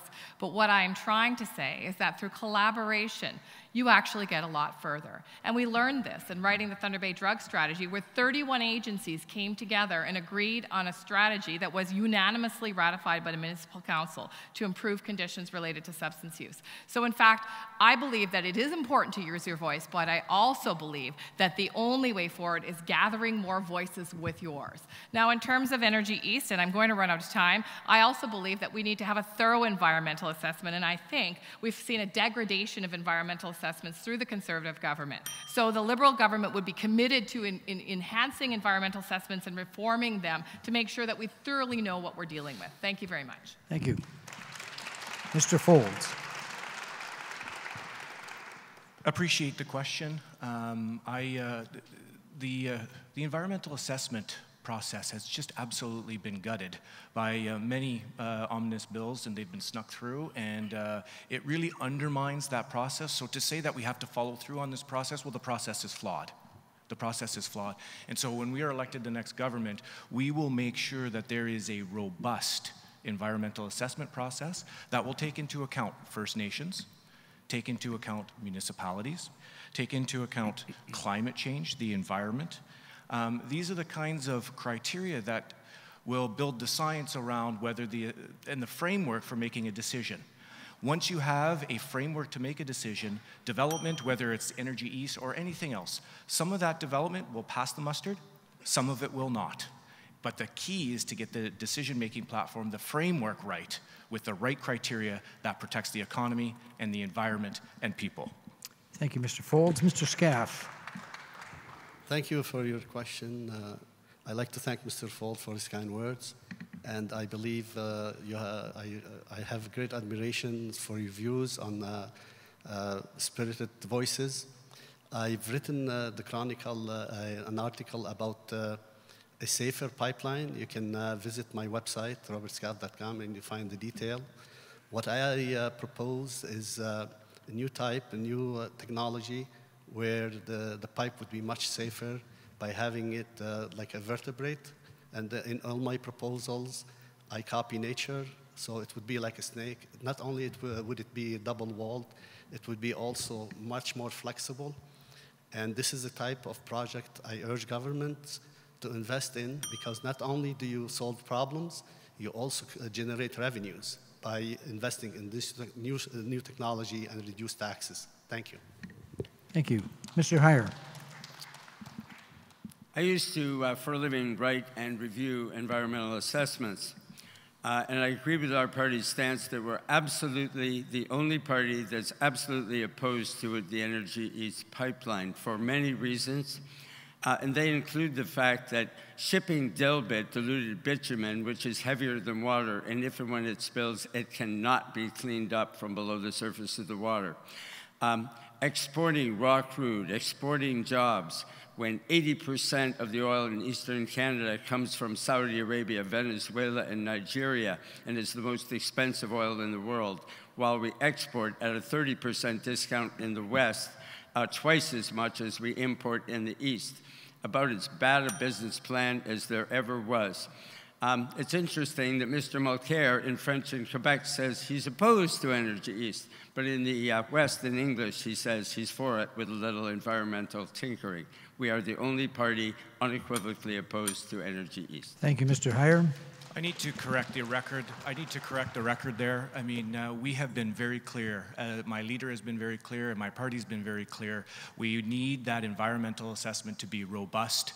We need it to take into account climate change. We need to have it take into account municipalities. We need it to have to take into account First Nations. We have been clear. To suggest otherwise is just simply not factual. Thank you. I'm going to ask the speakers just to take a bit of a break, and I'm going to go back to the media. They've been patient. So I'll start with Mr. Krasowski. You have a question. Thank you very much, Keith. The leaders of your respective parties have not been visiting our First Nation communities in northwestern Ontario.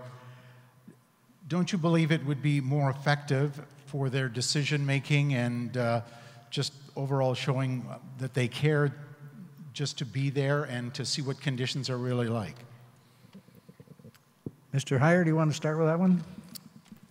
Vic, I think that's a very good suggestion, and it is a shame that none of the leaders have done that here in northwestern Ontario. Elizabeth has visited many First Nations communities across Canada, but not here in northwestern Ontario. I would have to agree.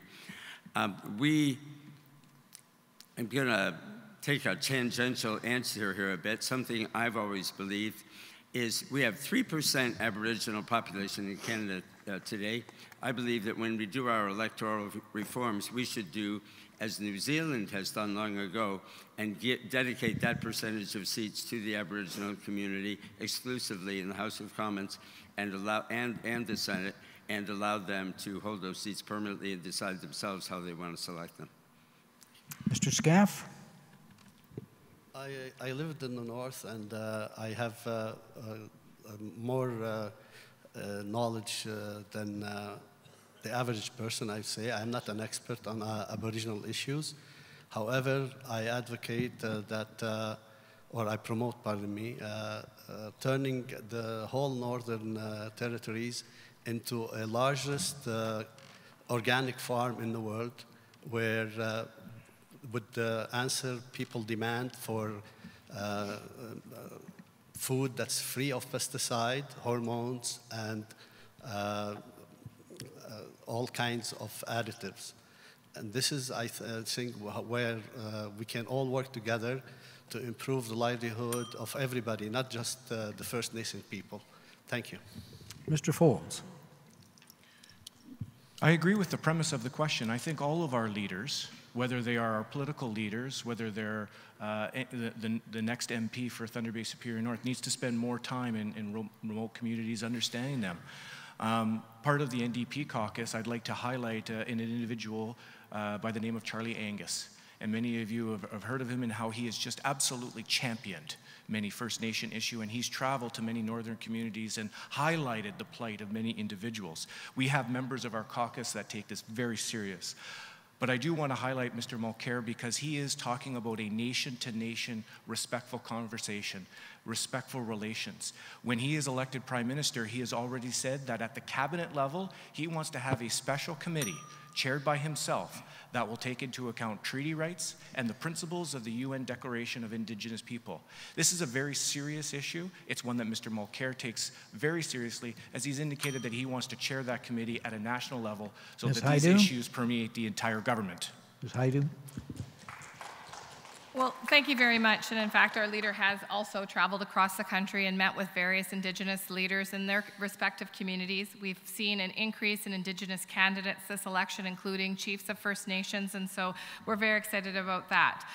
When Justin Trudeau was here in February, he of course visited Shelter House and met some urban Aboriginal people, now urban Aboriginal people, and met with people for an extensive period of time there. And more than that, he attended a Anishinaabe Aski Nation healing circle for families that had victims of murdered, families that had members that were murdered and missing, and in fact spent quite a bit of time talking to families and meeting with Indigenous leaders there.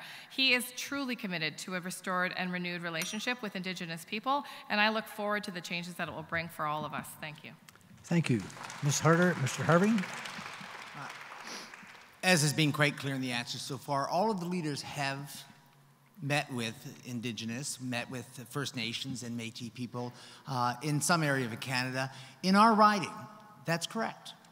They haven't met with them. You know, the reality is there are many different community groups that the leaders don't necessarily have the opportunity to meet with. They have to rely very much on the candidates, on their members of their party. I'm very proud of the relationship I've personally had with the First Nations, having grown up in the north, having lived on many reserves. In 2007, I was actually very privileged to myself and Chief Pelche to be one of the first mayor and chiefs to ever sign a memorandum of understanding in this area. So look at how we move forward and work together. That's what it's all about, folks, is we work together. We all live on treaty land. We are all treaty people. We need to work together to find solutions for these problems. Mr. Fryer, you have a response? I just had a small postscript, but an important one. In our platform, we are suggesting that Canada create, similar to Mr. Folds' idea where they said they'd have a committee, we'd go further, and we'd like to create a council of Canadian governments that meet regularly and have real force in advising and perhaps beyond that, that would include federal, provincial, municipal, and First Nations representatives to represent at a national level all 4 levels of government. Thank you, Mr. Heyer. Leith, you have a question?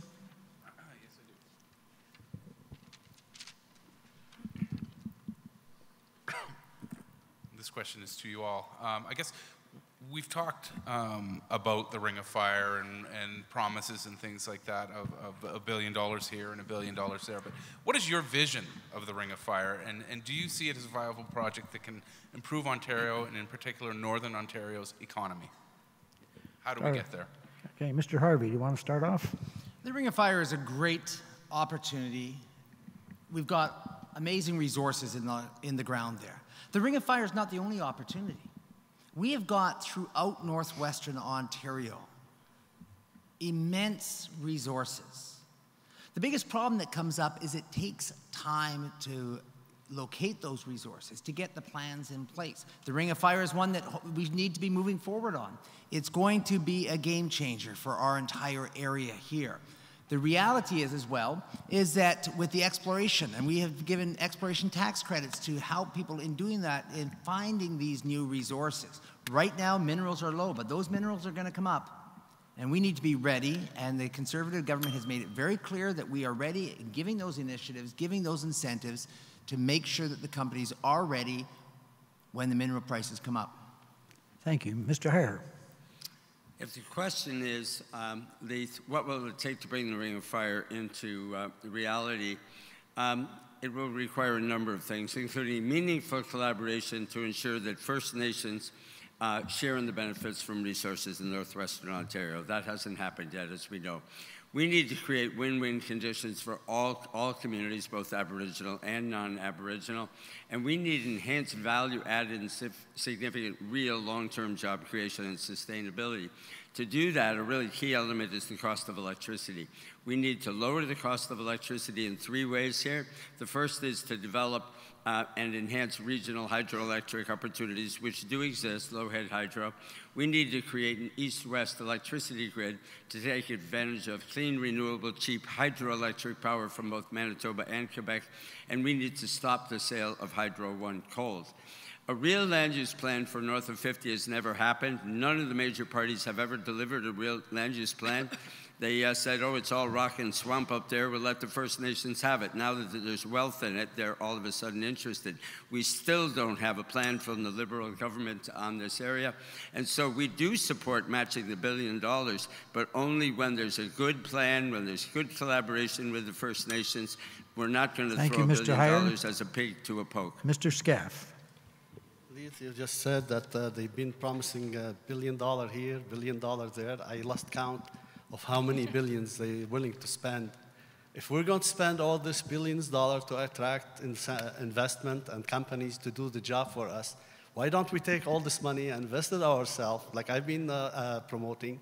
Let us do it, and this way we will have more income and more revenue to pay for all the programs we're talking about and which are in need of more funds.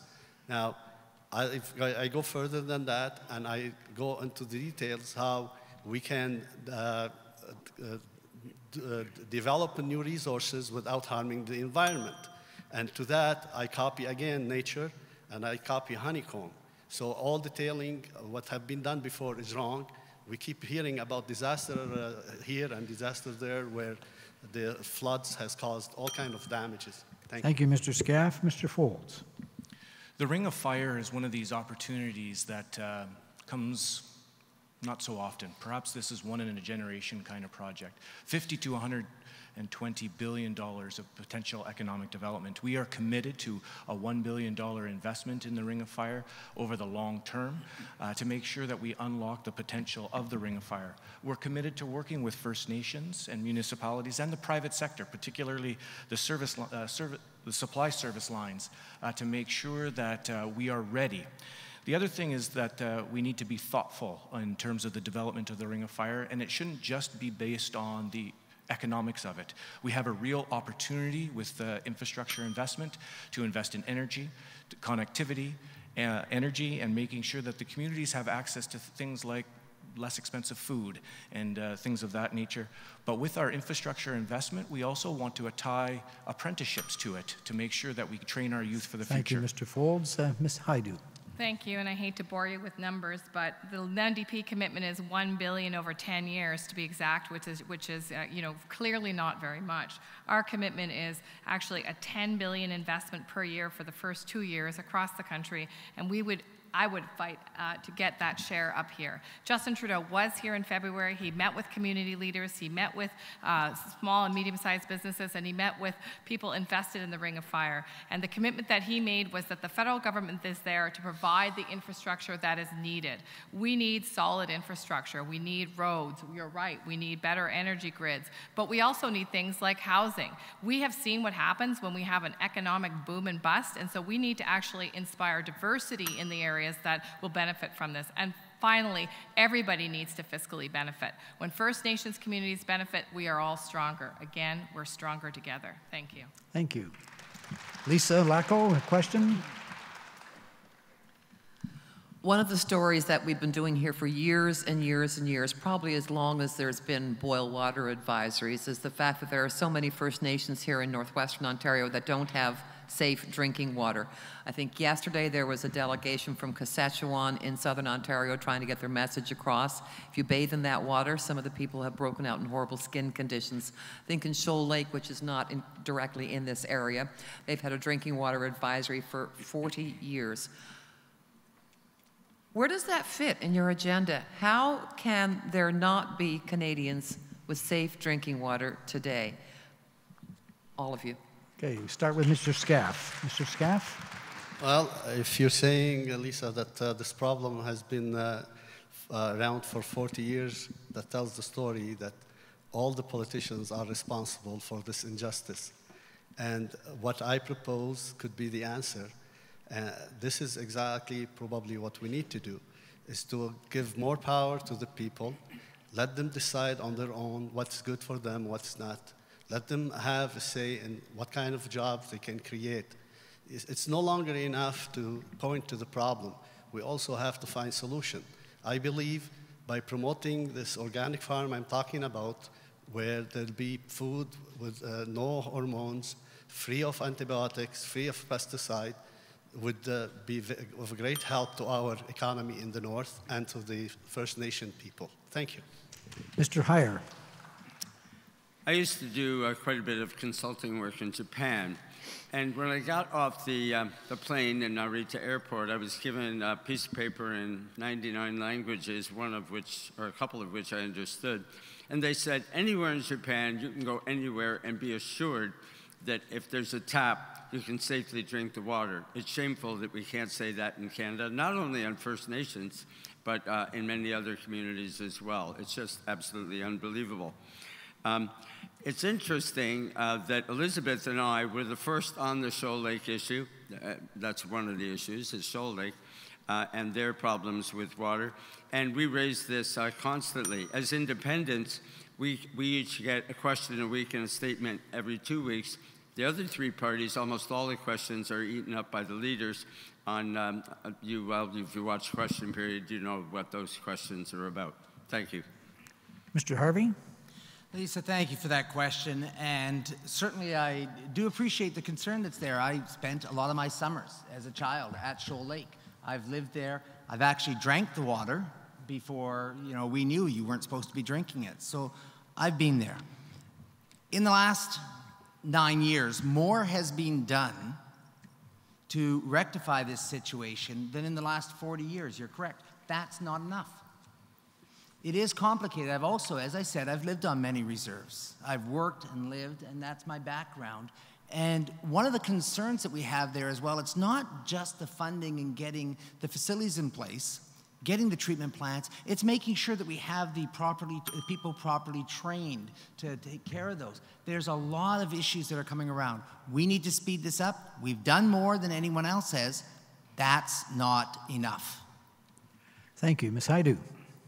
Well, thank you very much, Lisa. And as you know, this is an issue that I'm passionate about as well. And again, it falls under the historic infrastructure span, that communities need safe drinking water as a basic foundation of health. And so we are committed to working with First Nations leaders to ensure that no community will have a boil water advisory within the next 5 years. And that sounds like a long time, but I agree that there's infrastructure that takes time to develop, and different communities, depending on their circumstances, require different types of engineering technology that will allow for that fresh water to be available. That's why we also will invest in clean technology to make sure that we have sustainable water treatment plants in northern communities that have different climates and different geographic realities.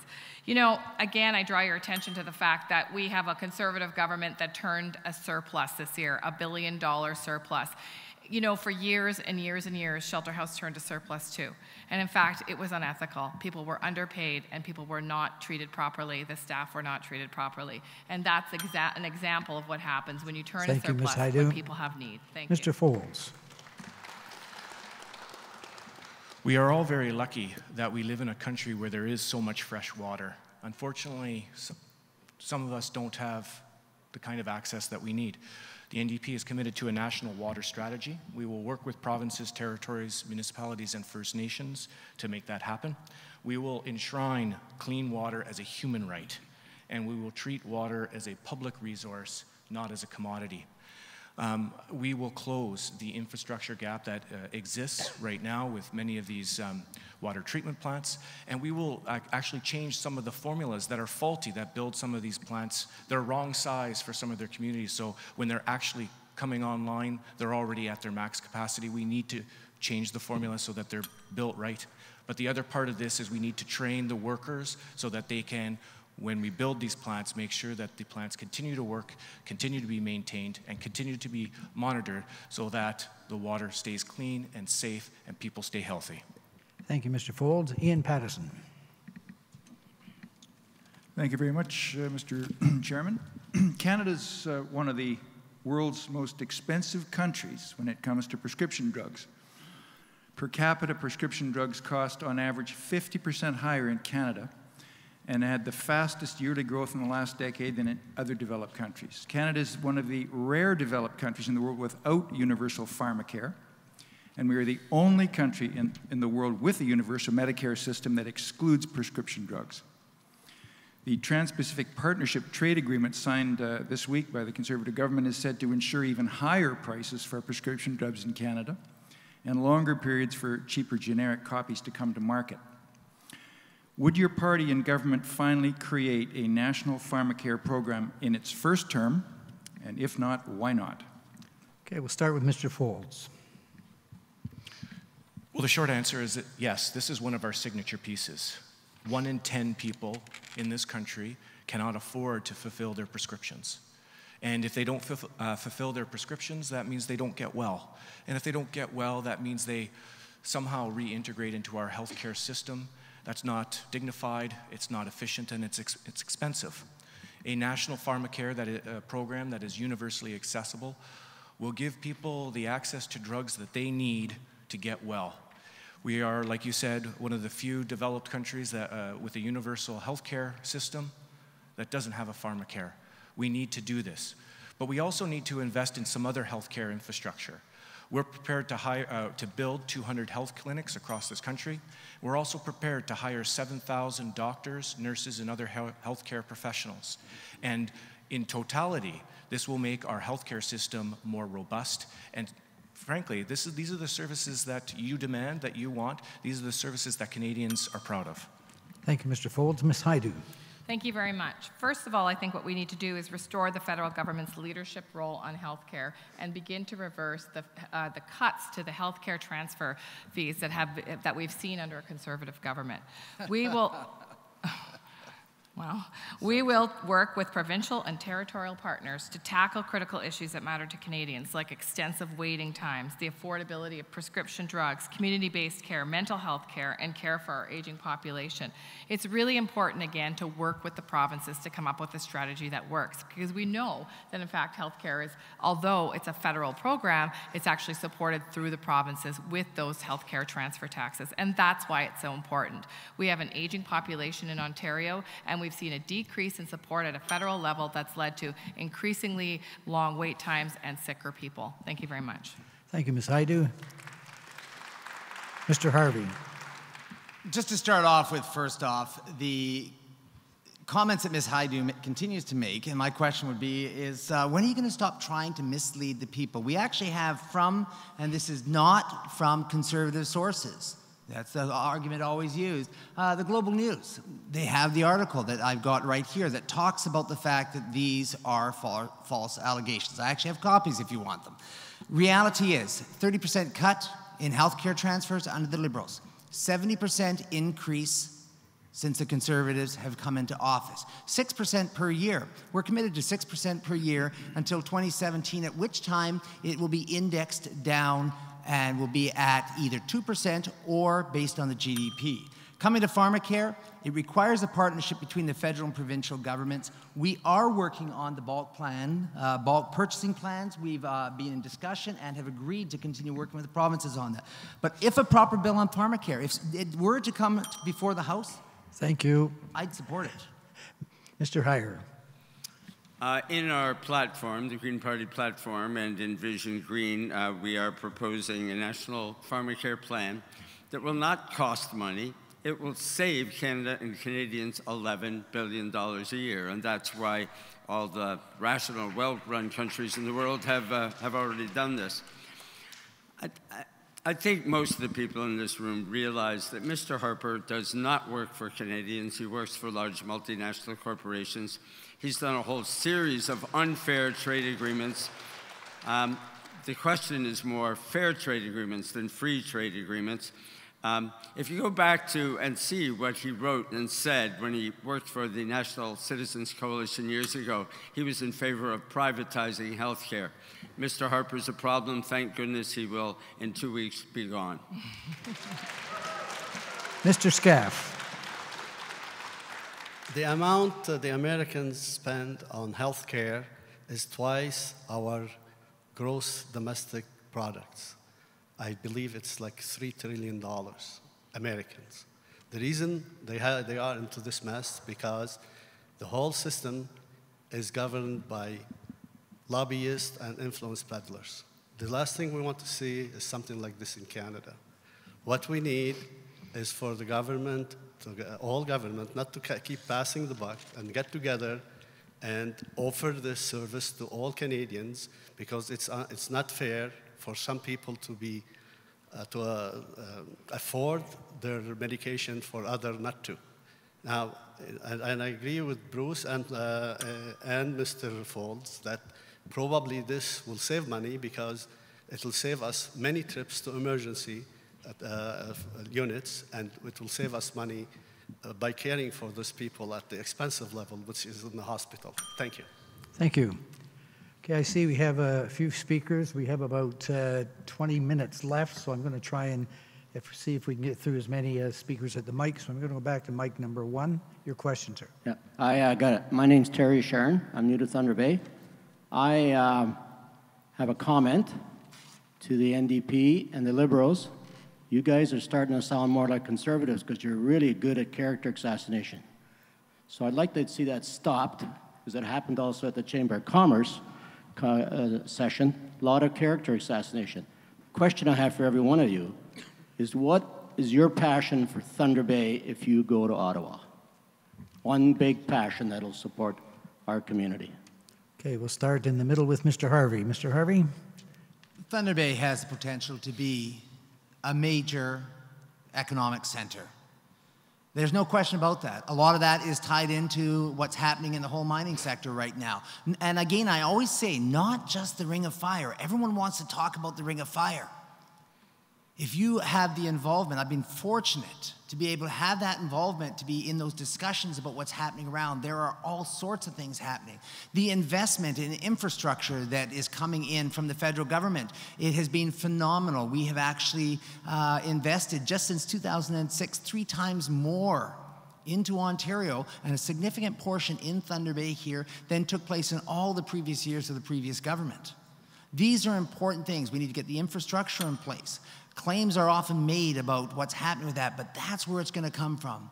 Get people working. Keep taxes down, have the incentives there, put money in your pocket, because if there's money in your pocket, you'll spend it locally. That's going to get us going here. Thank you. Mr. Heyer.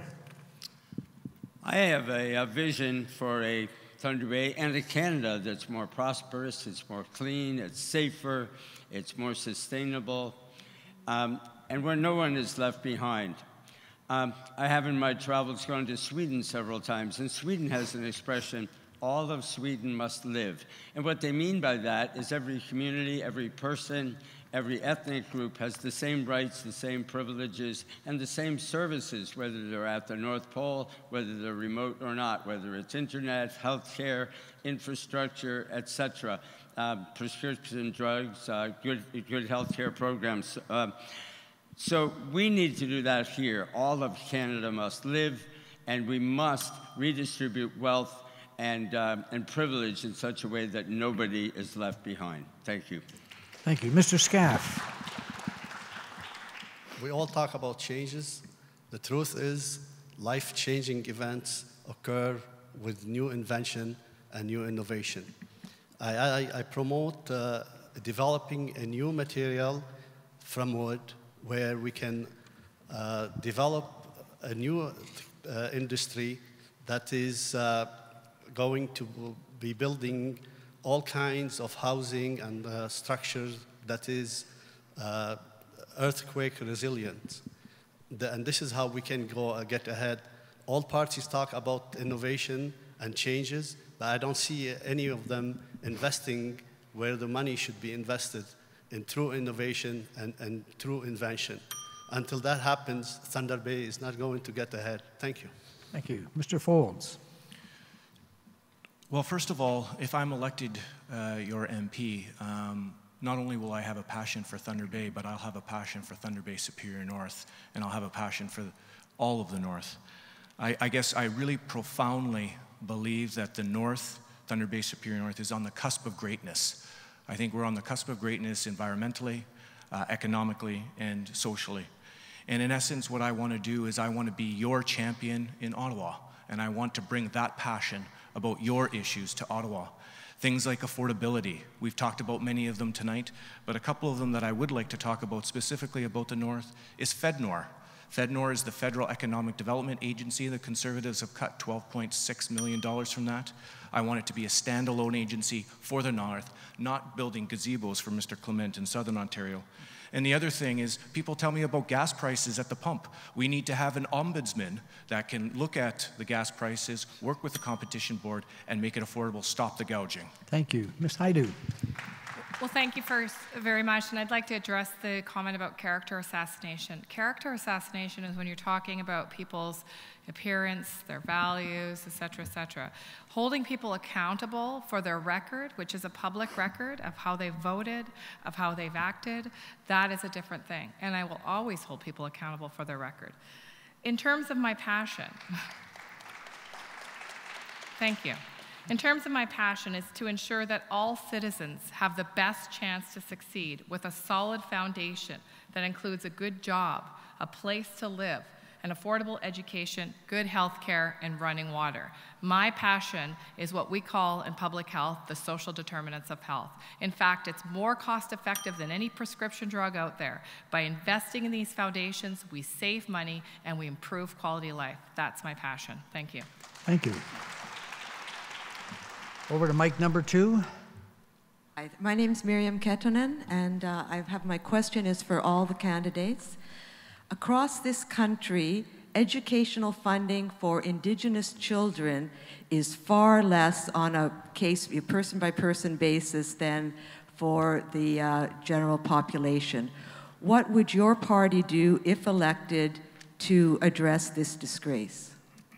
Start with Mr. Scaff. Thank you. This is another injustice, and we should deal with it. Unfortunately, it's been going on again for too long. My views are very clear. We should give people more power, let them control their own destiny. When the First Nation people are afforded the opportunity to show their talents and to have their own businesses and their own industry, they will be able to afford to do things on their own, and they will be able to get ahead in life. This is not something that politicians are advocating, but you know, whatever they're proposing hasn't worked before, and it's not going to work in the future. We need to let the First Nation people get involved in their own affair and do their own things, and this is how we do it. Thank you. Thank you, Mr. Scaff. Mr. Heyer. First Nations are funded by the federal government at about half the rate per student as those in Ontario public schools. That's shameful. We would reverse that immediately. Year one, we would double the rate of transfer payments to First Nations for education. For post-secondary education, for Aboriginals and non-Aboriginals, we would actually like to see within 5 years free tuition for post-secondary students. We can afford it if people will invest the time and the energy to educate themselves and make themselves more valuable members of our society. We see it not as a cost, but an investment. And how are we going to pay for this? It's in our budget. The Parliamentary Budget Officer who just retired, Kevin Page, has read our budget and said it's balanced, fair, and realistic, and he supports it. So we would do these things, and we do them fast. Thank you. Mr. Harvey. I had the opportunity actually to work for Indian Affairs for many years in the Education Department. I was involved in bringing the Devolution Act. I was actually, I'm told, the first person in Canada to lose his job because of the Devolution Act, but it was a good piece of legislation that moved education specifically into the realm of having the First Nations control. Unfortunately, the funding is not adequate. It's not as simple as just a straight one-off, because there are all sorts of different funding formulas that are used in there. We thought we had an agreement in place. We thought that there was a working solution. It failed. But again, a solution can't come from any party or any government. We are all treaty people. We have to work together to come up with a solution that is going to work, that we're all pleased with. We can't put our solution on others. Thank you. Ms. Haidu. Well, thank you very much. When the First Nation Education Act was proposed by the Conservative government, unless First Nations communities agreed to the rigid framework that the Conservative was proposing for education on First Nations, the money would not flow. That's blackmail. So in fact, what we would do is flow that money immediately, and we would boost it up. We would spend $2.6 billion over the next 4 years making sure that First Nation education on reserve is equitable, not equal, equitable, because in fact the cost is even further, greater on First Nation communities because of attracting teachers to remote communities, etc. Not only that, but we would spend $500 million over the next 3 years for education infrastructure on First Nation communities. People are going to school in crumbling school yards, in crumbling school buildings. This is a disgrace, and we would rectify it. Thank you. Thank you. Mr. Foltz. As an educator, I see the value of education. I see how it can make a difference in people's lives. The first thing that we'll do is we'll remove the punitive 2% cap that the Liberal government imposed on communities to flow money. The other thing is we will close the education gap to make sure that every kid has the same educational opportunity, whether they are First Nations or not. And certainly we will reinvest in that school infrastructure to make sure that schools are free of mold, but also in the technology that will allow First Nations students to be successful. But I also think that we need to be clear. In Mr. Trudeau's announcement about $2.6 billion, he announced that was new money. And the Liberal fiscal document is not new money. In fact, they're counting on finding Conservative money somewhere in order to fund their unfunded mandate. So I think we need to be clear. We need to fund First Nation education. We need to make sure that every kid in this country has the education they need to be successful. Thank you. We'll go back to mic number 1. Roy? Good afternoon. I'm Roy Lamore, a Canadian veteran. This is to the Conservative candidate.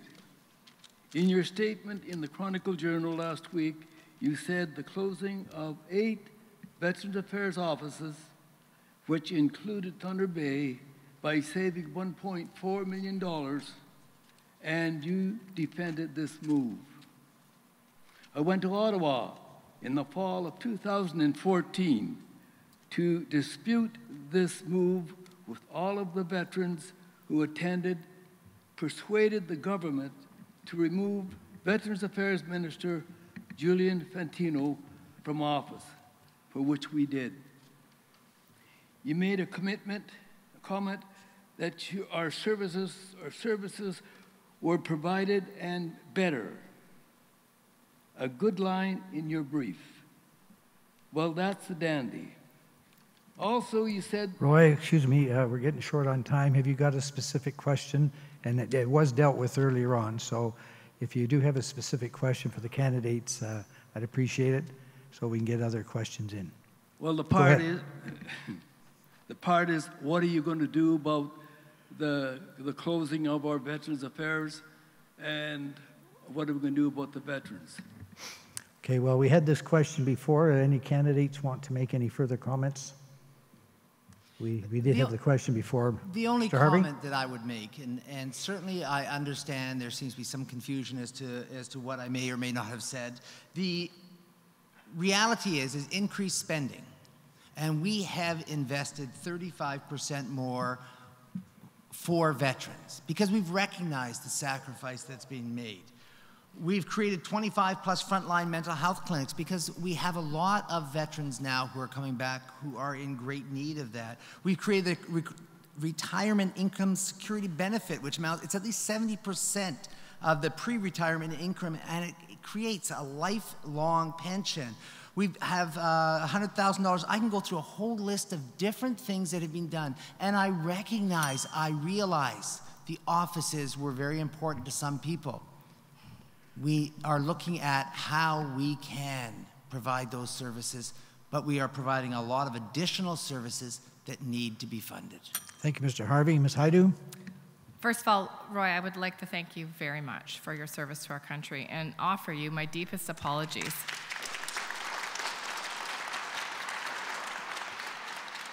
On behalf of our country and our current government. It is a Liberal platform that we would restore the offices, but more than that, we would recognize that veterans give the greatest sacrifice. We ask people that join our military forces to give up their lives, in some case, literally. And they deserve our respect, and they deserve our support, and so do their families. And we, as you know, have made a significant commitment to restoring those services and that support and that respect. So thank you very much. Mr. Heyer, did you have a comment? Roy, I'd like to add to Patty's gratitude and add further gratitude for the work that you have done and all the past and present presidents of our legions have done to help to make the lives and benefits of seniors better and improve their lot in life. We would restore the cuts to Veterans Affairs. Senior veterans don't need computerized, being on a computer to try to access services. They don't need to be on the phone for 1 or 2 days. They need real services. They need real human beings serving them. And unfortunately, unlike what Mr. Harvey said, Service Canada has not cut the mustard. It is not doing the job. And so the real veterans offices in Thunder Bay are the MP offices of John Rafferty and Bruce Heyer. That's shameful. We must reverse it. So we will reopen that veterans office. Thank you, Roy. Mr. Folds, do you have a comment? No. I do. Certainly, Roy, I want to acknowledge you, but I also want to acknowledge all veterans and what they have done and their service to this country.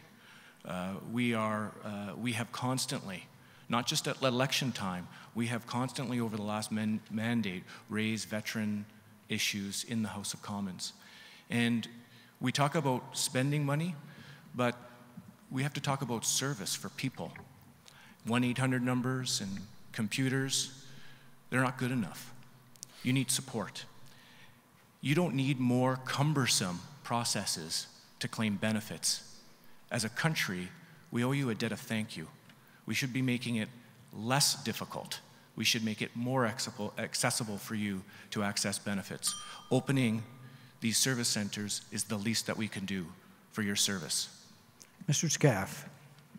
All Canadians are grateful to your services. The whole entire free world owes a great gratitude to your sacrifice. Without this sacrifice, we will not have freedom. It's mind-boggling to me for somebody in Ottawa to make decisions that are affecting you. Obviously, you have the highest stake in this issue, and they should be listening to you. And this is what I stated earlier. If you are of the opinion that you are to be served better by having more services locally, then they should do it for you. This is democracy. This is a freedom. And they are failing you. And this is why we should have somebody else in power. Thank you. Thank you. I'm going to take one last question from mic number 2, and then we'll go into the final summation. Go ahead.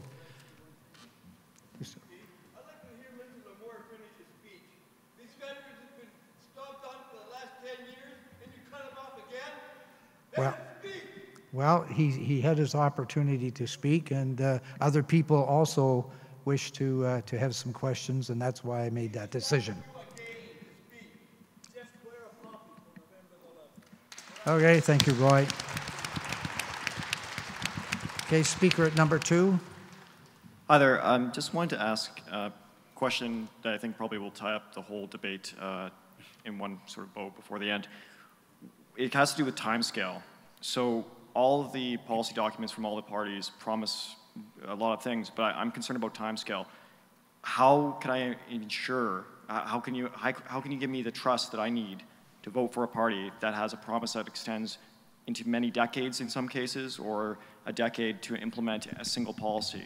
How can you ensure to me that any of these parties will be around long enough to deliver on the promises, which comes down to trust, I guess? Ms. Haidu? Well, thank you very much. That's an excellent question. And I think the first thing you can do is actually look at the party platform, if in fact they've released a fully costed platform. It is, in a sense, a business plan. It will show you in each year what exactly the spend is and how that aligns with their commitments. But when you talk about trust, you're talking about something bigger. And the only thing that we can go on right now is the behavior of the leaders on a national stage. And I think it's one way that we could determine who is actually looking forward to the future of a sustainable and prosperous Canada for everyone, and who is focused on each other. And we've seen a national attack ad strategy conducted by both the NDP and the Conservatives towards the leader of the Liberal Party. In fact, what we've seen from our Liberal leader is an honorable campaign where he's focused on calling the record out, absolutely, but making sure that we stay away from personal attacks based on hair and age. So thank you very much for that question. I think it is a blend of things. Thank you. Mr. Harvey. It's a very good question, and it's always the struggle in politics. You know, at one time, you look at even municipal politicians when they were being elected for 1 year, and we're trying to get things done. What has to happen is good policy that's put together. There's a 4-year mandate. In the actual promises, the so-called promises, some are making all sorts of big promises. I would say the Conservatives are making less in the way of promises, and we are giving clear timelines. The trust comes in.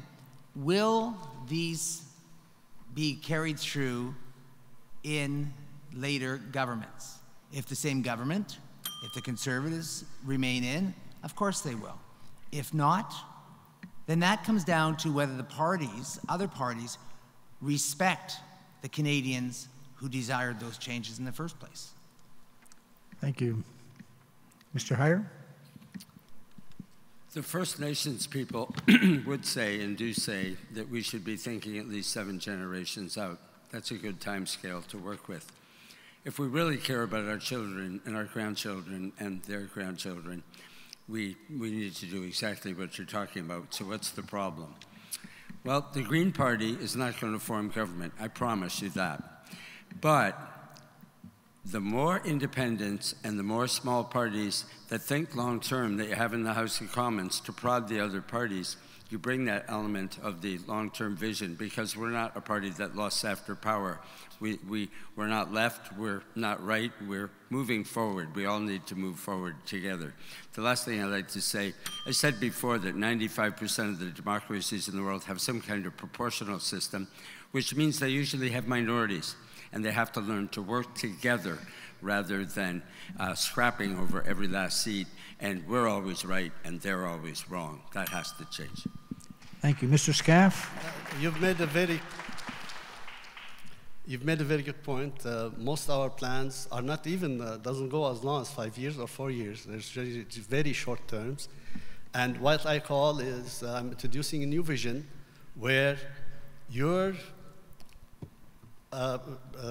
commander-in-chief would also assume the role of job provider-in-chief, innovator-in-chief, and inventor-in-chief. This is the new vision. This is what's going to make things different, and this is what is going to win the day. We cannot relegate our lives to mediocre caretakers and tax collectors. We have to demand more of them, and this is the only way you're going to have quality jobs. And I explain all this in detail, step by step, if you visit my website, robertscaff.com. Thank you. Thank you. Mr. Folds. I think this is an excellent question. I really appreciate the question. And I absolutely encourage people to go and research the budget documents, because I think there's a telling story there. Our budget, the numbers were used from the Department of Finance, and we used numbers from the Parliamentary Budget Office. Those were the numbers that we used in formulating our budget. Our budget is balanced, it's responsible, and it's bold. Yes, there are timelines to it, but that is responsible. You should demand from your politicians not quick fixes that may or may not work. You should demand vision. You should demand strategy. And in our budget document, there is a long-term vision for what this country should look like. And I'm proud of our budget because it makes significant investment in infrastructure, but it also makes a significant investment in people. And I believe that it make this country a country that we can all be proud of. Thank you, Mr. Folds. With your permission, ladies and gentlemen, there's been one gentleman at the mic for most of the evening. So if you agree, I'll give him the opportunity to ask his question. And then we'll get the summation from our candidates. Go ahead, sir. Thank you, everyone. My name is Joseph Scaff, also son of Robert Scaff. Oh, okay, sorry. Just go ahead with my question here. Research from scientific bodies like NASA are showing that we are on our way to a global climate change crisis within just a few decades. This has the potential of invoking a mass extinction event if not acted on. What is your or your party's commitment to alternative energy? Okay, thank you. Well, we'll start with Mr. Folds and work down the table. Mr. Folds. I agree with the premise of the question that climate change is one of those issues that is probably, if not the, certainly one of the top 1, 2, 3 issues facing this country and this planet. And making the kind of investment that we need to do needs to happen now. In terms of a program, I'd like to counter a comment that was made earlier. Our platform, in terms of a cap and trade platform on curbing greenhouse gases, has been supported by Environmental Defense and Equiterre, which are 2 environmental groups. We could put hard caps, and these programs do work. According to the Suzuki Foundation, it's all about how you set it up, and certainly in the United States with SOx and NOx, it's worked. In terms of investment, we absolutely need to transition off of fossil fuels, and we need to incentivize that transition to more green energy. If we don't do it now, we're going to have severe consequences down the road. Thank you, Mr. Folds. Ms. Haidu? Thank you. I agree with you, and I think the issue is really about making a commitment to invest immediately in clean technology, in innovation and research. And so our commitment on infrastructure has a specific portfolio that addresses this investment. We are an oil-dependent globe. never mind a country. And until we actually figure out how to heat our houses and how to get from point A to B and how to transport things across our country in a way that's not oil dependent and heavily dependent on fossil fuels, we will be spinning our wheels. And so this investment in energy, technology, and innovation is critical to moving forward, because we can complain for as long as we want about the burden of fossil fuels while we drive our Suburbans, but until we actually reduce our dependence on oil, we will not move forward. Thank you. Thank you. Mr. Harvey. A very good question. I think what we're going to find is that every single one of us up here is going to talk about our commitment towards alternative energy, the commitments that we have towards making sure that scientific research, that we're putting funding into that. That's taking place, but I think just as important, if not more important, is what is the record. Promises are cheap. And the reality is that when you look at the record in 2012, you take, for instance, 2012, under the Conservative government, Canada was the first major coal user to actually ban the construction of traditional fired electricity generation. Coal is the largest source of GHG in the world. We banned that. We are the first government in the Canadian history to reduce greenhouse gas emissions. We've done so while protecting the economy. We've actually reduced the emissions by 3.1%. Not a lot, but more than any other nation. And we're going to continue that. We have aggressive Thank you, Mr. Harvey. Goals to reach. Mr. Heyer. We'll try and reach them. Joseph, the most important environmental issue in the world today is dangerous climate change. It's priority one. The Liberals and Conservatives have absolutely no plan to reduce dangerous climate change. Justin would just leave it up to the province. What leadership that is. The NDP has a very bad plan called cap and trade, which failed in Europe. They've painted themselves into a corner for a decade. They did this, I was there, just to be different than the Liberals at the time. It was one more reason why I felt I had to leave the NDP. Our carbon fee and dividend plan will reduce both CO2 and poverty and put money into the pockets of every single Canadian. It will be effective in reducing CO2 and dangerous climate change. Thank you very much for the question. Thank you. Mr. Scaff. Carbon tax is an easy solution that's not going to work. What we need is to invest in alternative to oil and gas and all sorts of fossil fuel. In Canada, I know that firsthand, I've tried to contact several departments about new innovative ideas where we can generate green energy, and I had no response. And you can verify that on my website again. We burn about 100 million barrels of oil a day, and the same amount of BTU also is burned through natural gas. It's going to be a long way to replace those resources. But none of the parties have any plans to invest in real innovative solutions as clean energy. Thank you. Thank you, Mr. Scaff. I'm now going to ask the candidates to do their submissions. Sir, 1 minute you're on. Got the timer on? 1 minute. Okay, go ahead. I believe that whenever a person makes a donation to or pays to a membership fee to a bona fide Canadian Legion, they should get a non-refundable tax credit. This will help to ensure Legions can survive for availability to war veterans and others in the military. Which one of you people are going to do that? One answer question, either yes or no, starting Mr. Folds. I like the idea a lot. Go ahead, Ms. Hadju. Thank you. It sounds like a good idea. I need to look into it. Mr. Harvey. Sounds good to me. More money in my pocket on tax day. Mr. Heyer? I had already pre-thought this, and it's a great idea, Tom. Thanks very much for bringing it Mr. up. Scaff. It's a great idea. Maybe we should double it from other sources. Thank you. I guess we should try more of those snap questions. Okay, so in reverse order from the opening, the comments, the summations, we'll start with Mr. Heyer. I have a bit of a dog's breakfast of 3 issues to summarize with, kind of cleanup hitter here. The first is regarding Toronto's nuclear waste. It will not happen if I am reelected as MP. I will fight to keep nuclear waste out of our Lake Superior watershed. End of story. The second issue is about budgets. Thunder Bay's own Kevin Page, the former parliamentary budget officer, has high praise for our balanced Green Party budget, which he says is the best of the budgets and is realistic. But he said that the NDP budget is so full of holes, this is a quote, it reminds him of Swiss cheese. And he made it clear that he feels it's not responsible or sustainable. The third issue is about vote splitting. You do not have to worry about splitting your vote. The Conservatives haven't won here for 84 years. It's a three-way race between the Liberals, the NDP, and the Greens here. You can vote with your heart and your head.